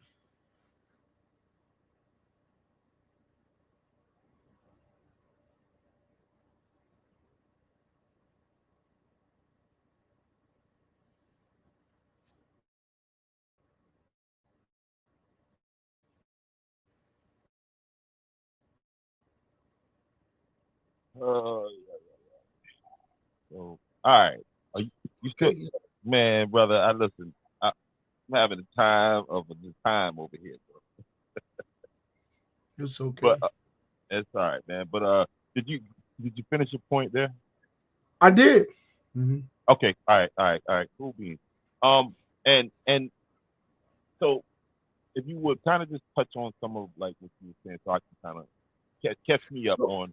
So I was just sharing with the viewers that pastoring, particularly after the pandemic has put every pastor in a very unique situation. And when I say unique, because so many of us went from the pews to the cameras during COVID, it's almost like we're pastoring multiple congregations now. Because if you are streaming and this 21st century and you're streaming on multiple platforms, all of those platforms require attention. So, here it is now, I got the people who are sitting in the pew that I need to minister to, but I also got the people who are on YouTube. I also got the people who are on Facebook. I also got the people who are on TikTok. I also got the people on any platform there is. And so when you have all those platforms, man, you're pastoring multiple congregations. And the reality of it is, some folks will say, well, you don't need to be on all those platforms. There are people who are not coming back to church, brother. And that's the reality. Regardless of how folks think, regardless of how folks say, hey, man, they have the freedom and the luxury of sitting in front of a computer like this with their rollers on and cooking their meals, and they're not coming back to church. So you have to figure out as a leader, how do I reach them in their home? They're not coming back to church, but guess what? They're still going to pay their tithes. And so because people are paying their tithes to your congregation, they are looking for a service. And I often tell people, you're not going to go to Walmart, put your money in the self-checkout and walk away. If you put your money in that self-checkout, you're looking for a service. And so regardless of what platform, whether they're on social media or whether they're sitting in the pews, they're looking for their pastor and they want to contact with their pastor. And so you may have, I call it a cyber church. You may have that cyber group who's there every Sunday on Facebook or whatever platform they're on. Immediately when they get to the hospital, guess who they're calling? They're calling you because you're the internet pastor. So now, where we once had just one congregation that came in these four walls, now, my brother, we got multiple congregations because of social media.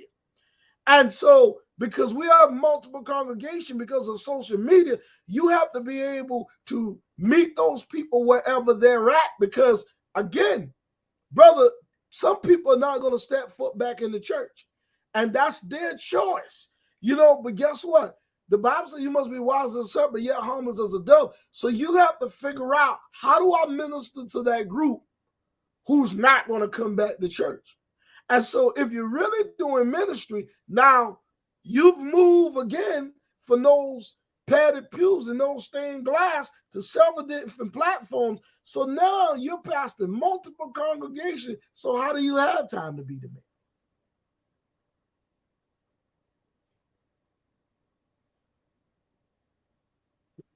How would, if you entered into a race, how would that affect your congregation? I mean, I'm not going to go against my pastor. Well, it's kind of like I don't think it's a matter of, I think it's a matter of integrity. And so I think if you have integrity, you're doing a disservice to elect someone that you know is not capable of serving you. Because being a mayor and a pastor, they're both servants, or both of them are servants, but they're different criteria and responsibility when it comes to the servitude.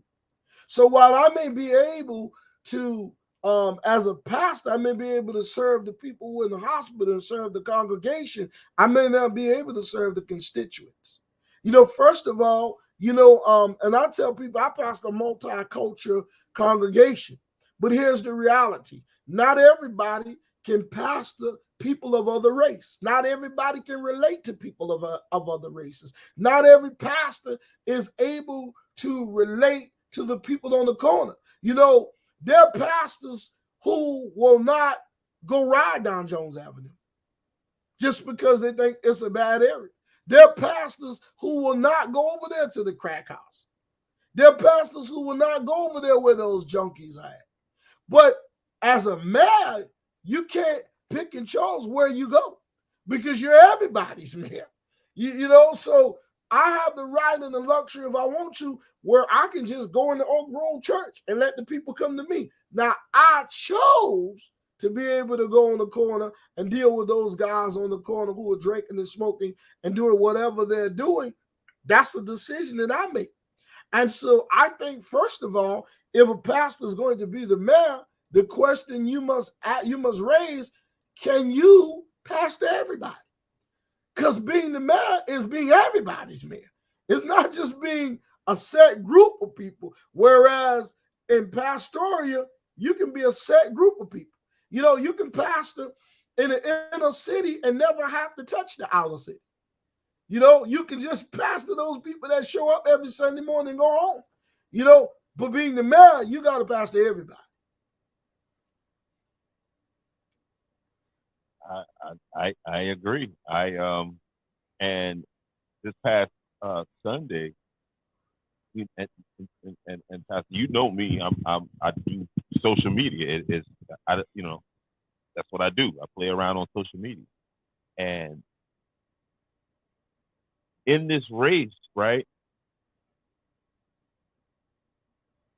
It's the pastor's members that's introducing race, okay? And this is supposed to be a multicultural church, but it's that like, and you know me, I screenshot and keep the evidence. I had one of his members call me a racist, and then another one of his members, and from what I know, first of all, like I tell them, go. I got hundreds of hours. You can go look, and if you can find where I'm talking about race, then hey, you got me. But good luck. You're not going to find it. So,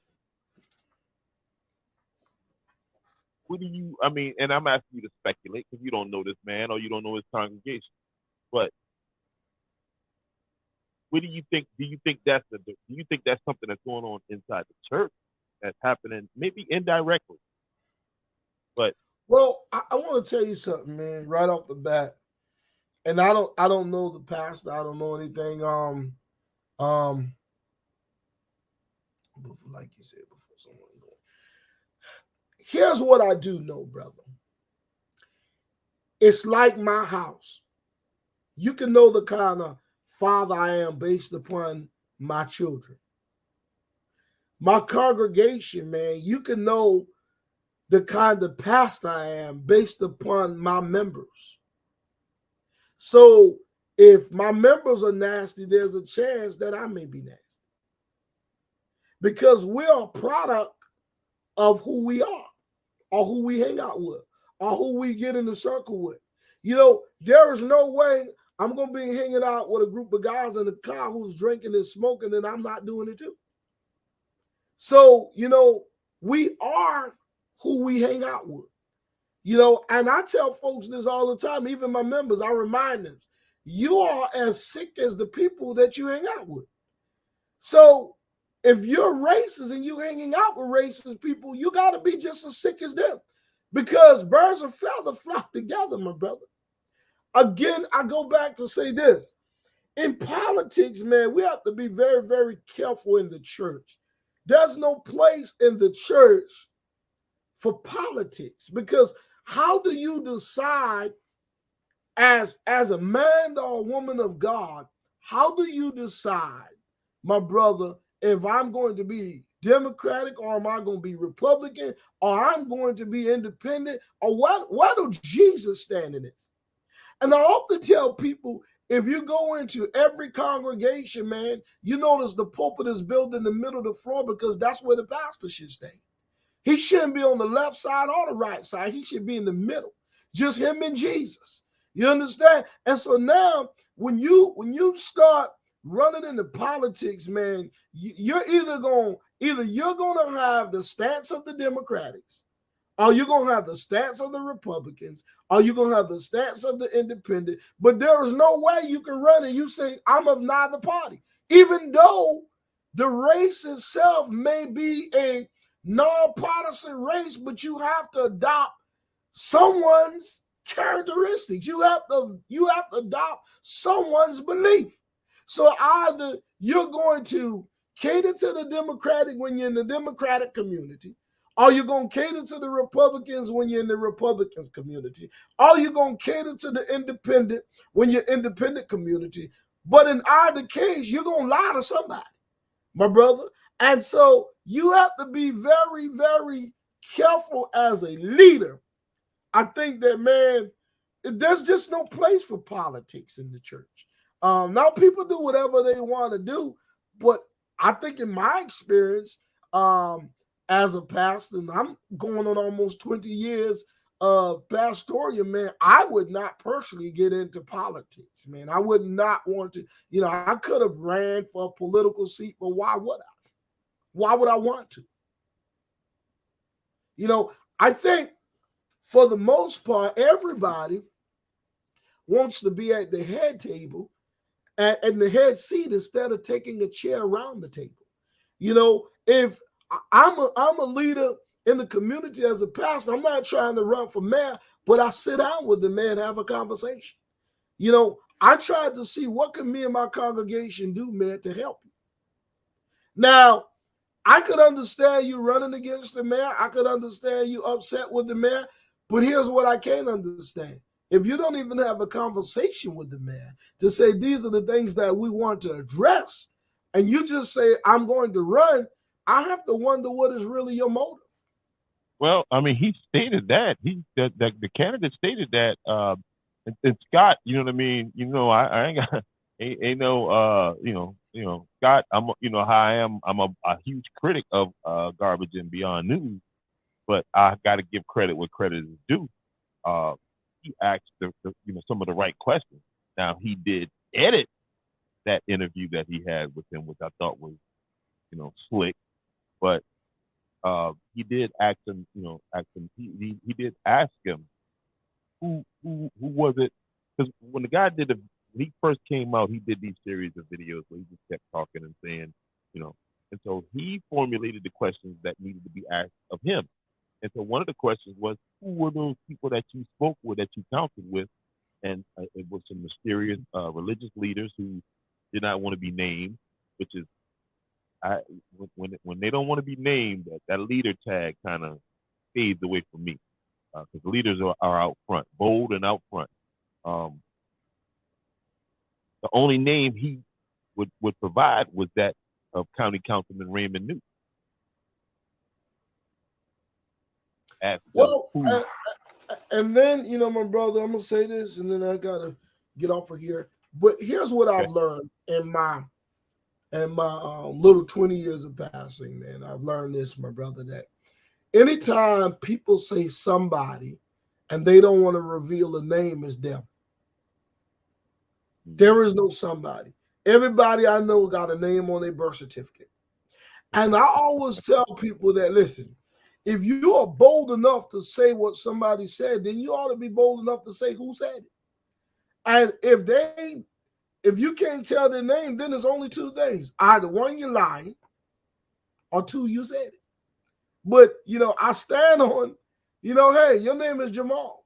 Mine is Gerard, man. There is nobody I know whose name is somebody. So everybody has a name. We have an identity, and so if you're not willing to say the name, then I have to, number one, that's a red flag right there. I have to question, because if I'm going to hey, Jamal, I want you to do this, then if I'm going to tell you I want you to do this, then I need to be shoulder to shoulder with you. I need to be right there getting in the trench with you. I need to be right there, because if I'm going to put you out there on Front Street and then I'm not willing to stand on Front Street, you should question, you should question me. Hey, man, why would you want me to do something that you're not going to come out front and then openly endorse me? Not quietly, but openly endorse me. If I believe in you that much that I'm going to push you out there, then I'm going to stand right beside you and say, hey, I believe in Jamal. This is my man. Yeah. It's kind of like we all in this media thing. And I tell people all the time, why do I need to hate you because you're in media? Why do you need to hate me? There's some media that I may not know, but you can share it with me. There's some that I may not know, but I can share it with you, because we should have one common goal, and that is to get the news out. Anything else in between that, man, is far-fetched and far beyond what we should be doing. So now, if somebody thinks that much of the town that they want to tell you to run and they want to endorse you to run, then endorse me openly, man.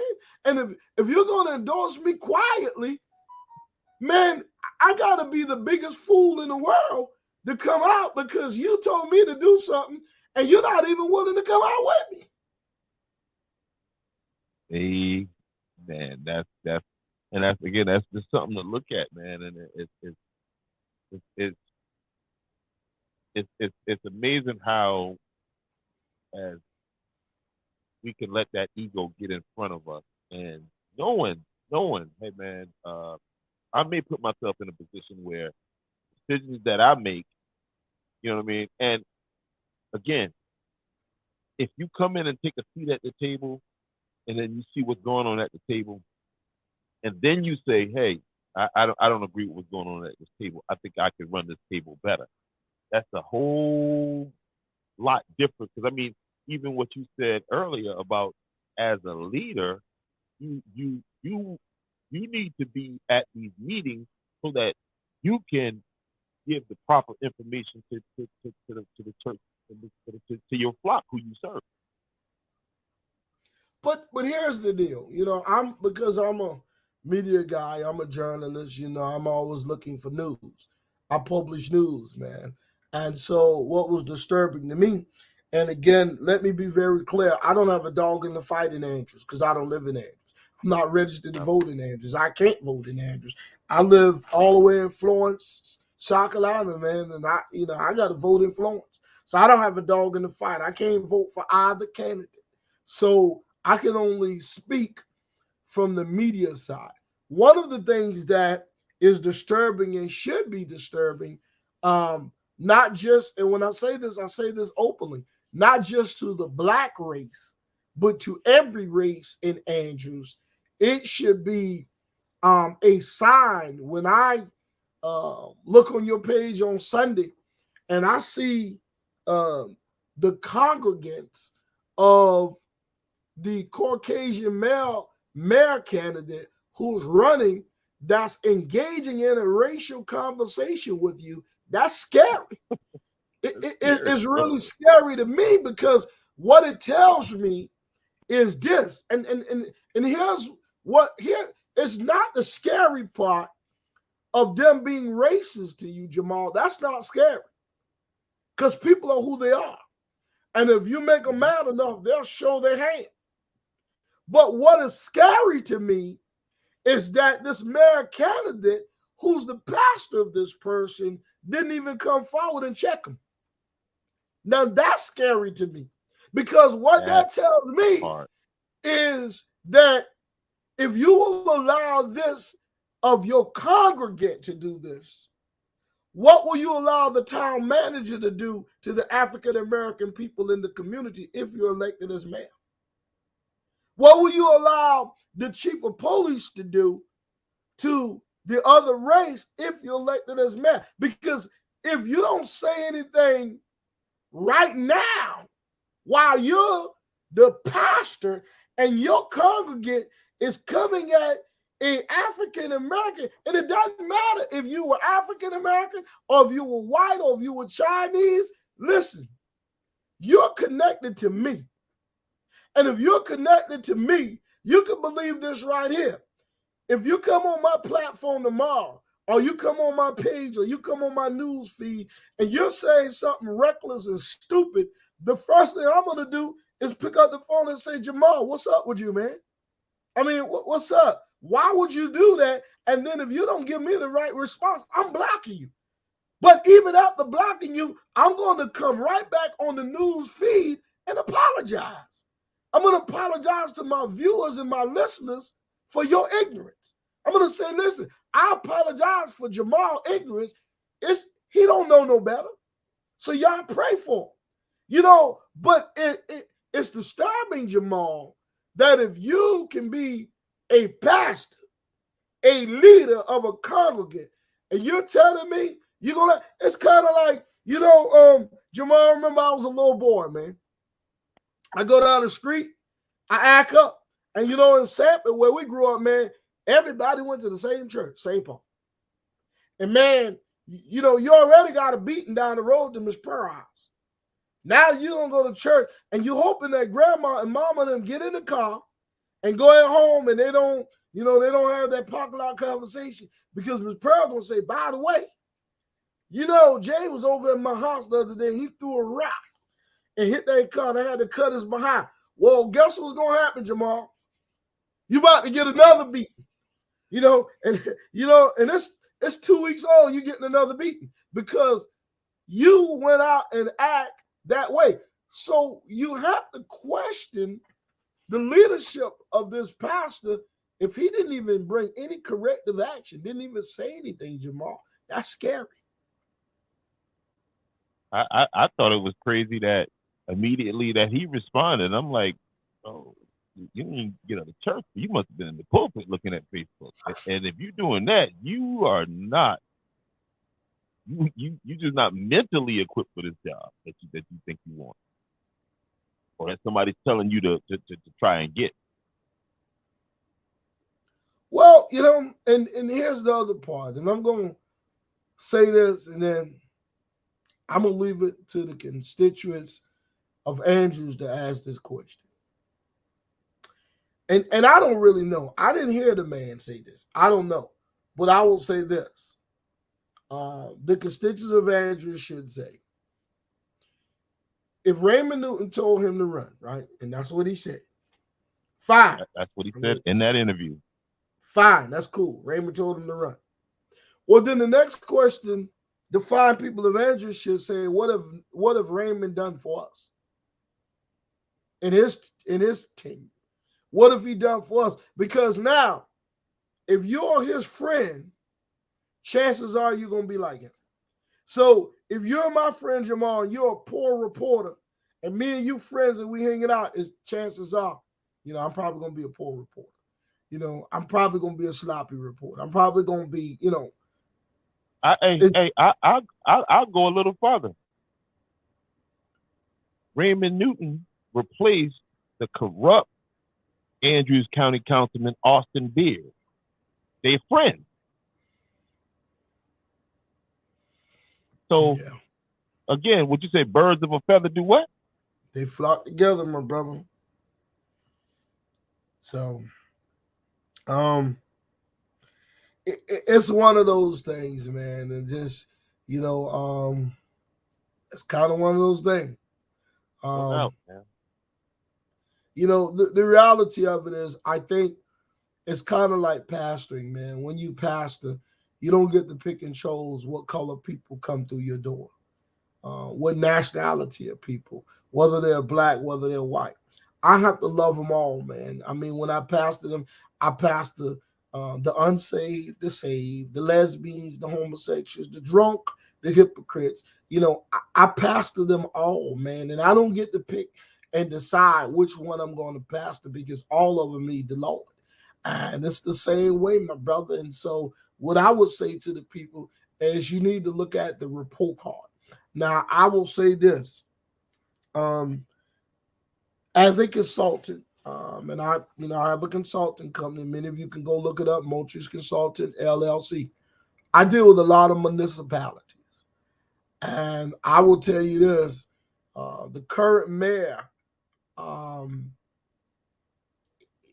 he's been dealt a bad hand, and it's kind of like if you got $5,000 in your bank account and you draw out $20 every day, it's not going to affect you today. But 6 months from now, those bad choices will affect you.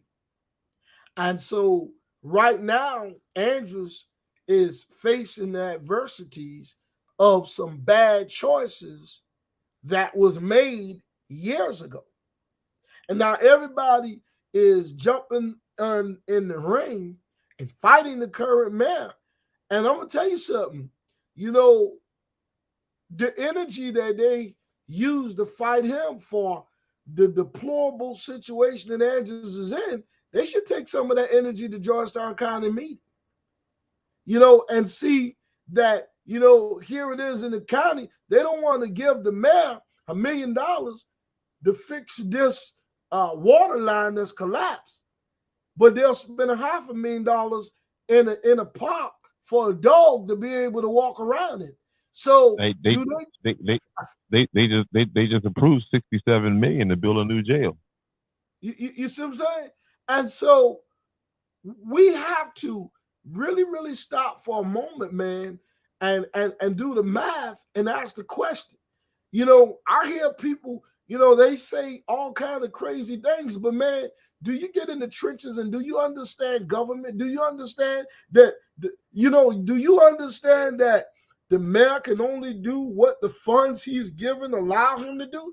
He can't, it's not good business practice to go get in a contract to change all the sewer lines and you don't have the money. You can get in a contract, but now you put the town in a lawsuit because you don't have the money to change it. You don't have the money to change the infrastructure. But what should happen, you should be calling Newton and saying, hey, won't you give us some money? Won't you give our mayor some money to do this? And, it's easy to sit back and find a whole lot of problems. We all can find problems, but it's not finding the problem.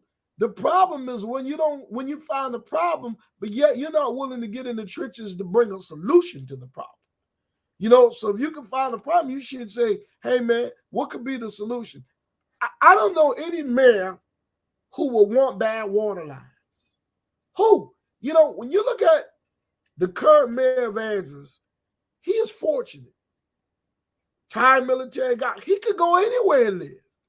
He don't have to put up with the foolishness and the rhetoric from these people who are coming at him all the time. He don't even have to run again. He can say, hey, I'm out. Deuces. I'm going to Hilton Head, buy me a condo, and live happily ever after. And so you have to wonder. And then the next question you got to ask is, what happens if you select this pastor and he neglects his congregation and his congregation gets rid of him? He said, and this is his words again, you know what I mean? I tried, go listen to the interview. He said that if he was the win mayor, his administration, it would be an extension. It would basically just be an extension of the church. He can do what it sounds like, and I'm speaking freely here, is that he don't want to cut that pace from that one thing, and so he's already talking about delegating responsibility.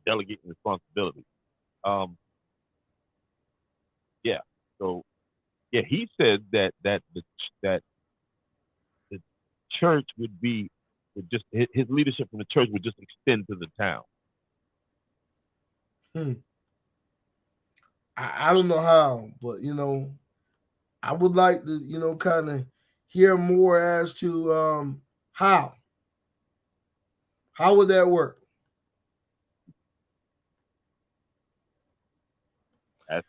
That's again, and again, he keeps talking, and all I do is listen to what he says, and then I formulate a question from that. I'm bashing. I don't think he understands politics. He's getting all these, these people all riled up, and they getting mad because I'm critical of them. That's my job, to be critical of them. That's why I go to the meetings so if he doesn't know what he's talking about, I can say that. And then if I don't know what I'm talking about, just prove that I you know what I mean? That's as simple as that. Well, you got to remember this too. Okay, I pastor church, all right? Which means I get a paycheck on Sunday. And if I get a paycheck, like anything else, man, if you get a paycheck, it's a job. And as many as people don't want to say it, people don't want to agree, church is a business. And I don't care how you say it any other way. If it's ran the right way, it's a business. Now, you can avoid taxes, but I get a 1099 every year to file. So having a 1099, I go to CPA and I pay taxes. So that tells me it's a business, right? And so if it's a business, even you own your own business, Jamal, but you still got to take orders from somebody. You can't, if they tell you to spray in the flower bed, you can't be on the roof spraying. I mean, you can, but you probably won't be there long. And so with that being said, if they're writing you a check at the church, then you got a boss. And the danger, I think, with any pastoral is having to try to be the pastor in this town where your people or your supervisor, I think is dangerous, because now, your supervisors may try to tell you something, or how do you know you're not going to use the tax incentives of the town to do ministry? Ministry in your church, but not give the other pastors the same affordable opportunity to use those same tax credit in their church. And you bring up a lot of questions that I did not even have. I appreciate this conversation, and I think the people of Andrews will appreciate this conversation. And to your question, yes, they both live in Andrews, and I would love to see a debate. Before this happens, I definitely would provide video and audio. You know what I mean? They could come up with a neutral moderator. I would love to see, I really would love to see a debate and someone neutral moderated, someone who doesn't have a dog in the fight. But I will say this, and then I'm going to go. I wish the best for Andrews, and I hope that the constituents of Andrews. Again, I'm not for anybody. I'm not for the current mayor. I'm not for the candidate that's running. I'm just stating facts. My opinion. And honestly, my opinion may not mean anything to anybody in Andrews. Again, I don't have the right to vote in Andrews. So what I'm saying on this platform really doesn't matter, because I can't vote. I don't vote. I don't live there. But I would just say I would use wisdom in whatever I do. And I would really be very careful in your selection, because I think so many times people put Jesus in everything.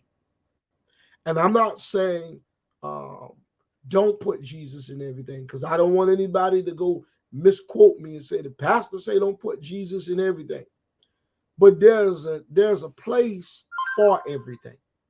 And even Jesus didn't get caught up in everything, my brother. There were times when Jesus came in contact with folks and he tried to give them something and they didn't want it. He crossed the road and got on about his business.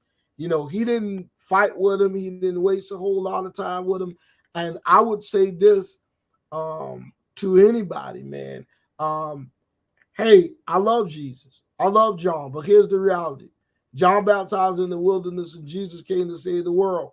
But guess what? John didn't have a mortgage and Jesus didn't have a wife smoking crack. And so we have to use common sense in whatever we do. And in common sense, you can put Jesus in it, but you have to use common sense. It's kind of like me saying, hey, man, I'm waiting on Jesus. I'm hungry, but I'm waiting on Jesus to give me something to eat. Well, Jesus already put Jamal in my face. All I got to do is ask him for $5 and go to Super Chicken and get me a box of chicken and some potato wedges. But now I can sit there on the corner and talk about I'm hungry. Jesus give us common sense. And it's up to us, because too many times in place, Jamal, we use Jesus. We really use Jesus all the time, man, to get what we want. But here's the biggest question Jesus asked in my closing. The disciples asked Jesus, who is the greatest among you? He said, the one that served. And so I'm scary of someone who's never served from the bottom, but right automatically want to go to the top. Because going to the top, I believe that you should prove yourself at the bottom before you get to the top. So in my closing, I will say, look at the servitude of the individual before you vote. Look at who's serving and look at who's giving lip service. Because, I mean, the word of God said, they honor me with their lips, but their heart is far from me.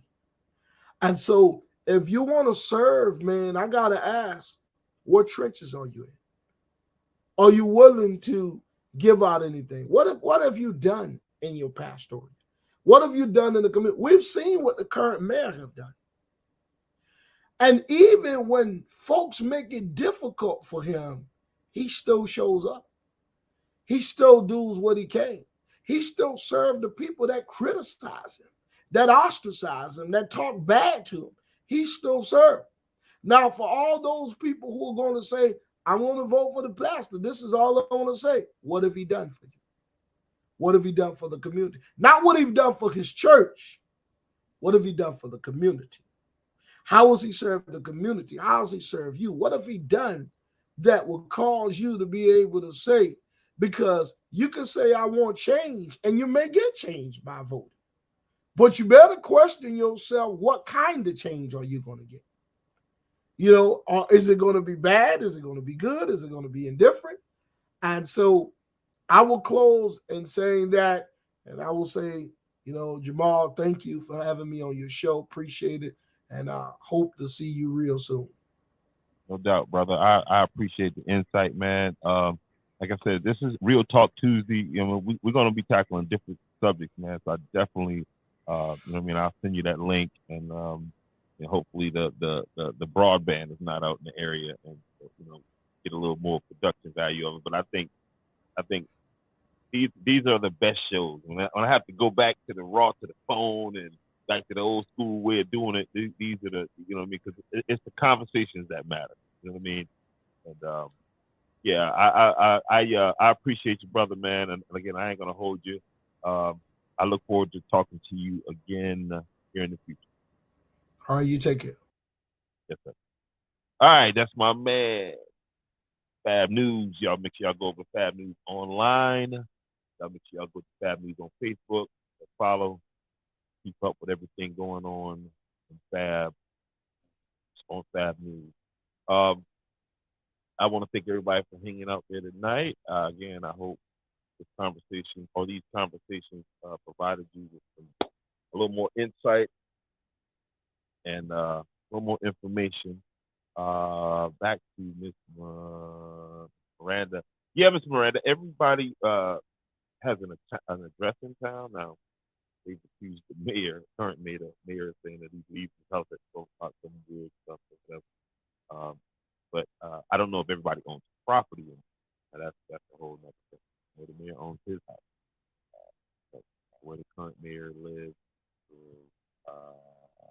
Yep, that's Fab News right there. And I appreciate you, man. You know what, Mr. Randy, you get a bomb. You just came from the building and you got a bomb. It's Willie Sparkman came in saying that serve all change is not good. Shout out to Ms. Frey, but in the building contributing tonight. One thing, re-elect point of player. Y'all hear me? Yes, ma'am. You are welcome. Okay, guys, I am gonna call this a show. I'm a bomb for the content. Real Talk Tuesday. Tomorrow, I have a special guest. I have a young man from Hannah Pamphiko. Now, a little backstory. Met this kid in the game where high school played against Hannah Pamphiko. He liked the pictures that I was taking, and I sent it to him, and we kind of struck up a conversation. And I think the player profile thing is a great way to introduce you again to these players. And if your child's in a band, if your child's in a beta club, if your child's in FFA, if your child's excelling at anything, please reach out to me. I would love to talk to them. I'll send them over questions and give everybody else a chance to kind of see and experience kids are magnificent. But I am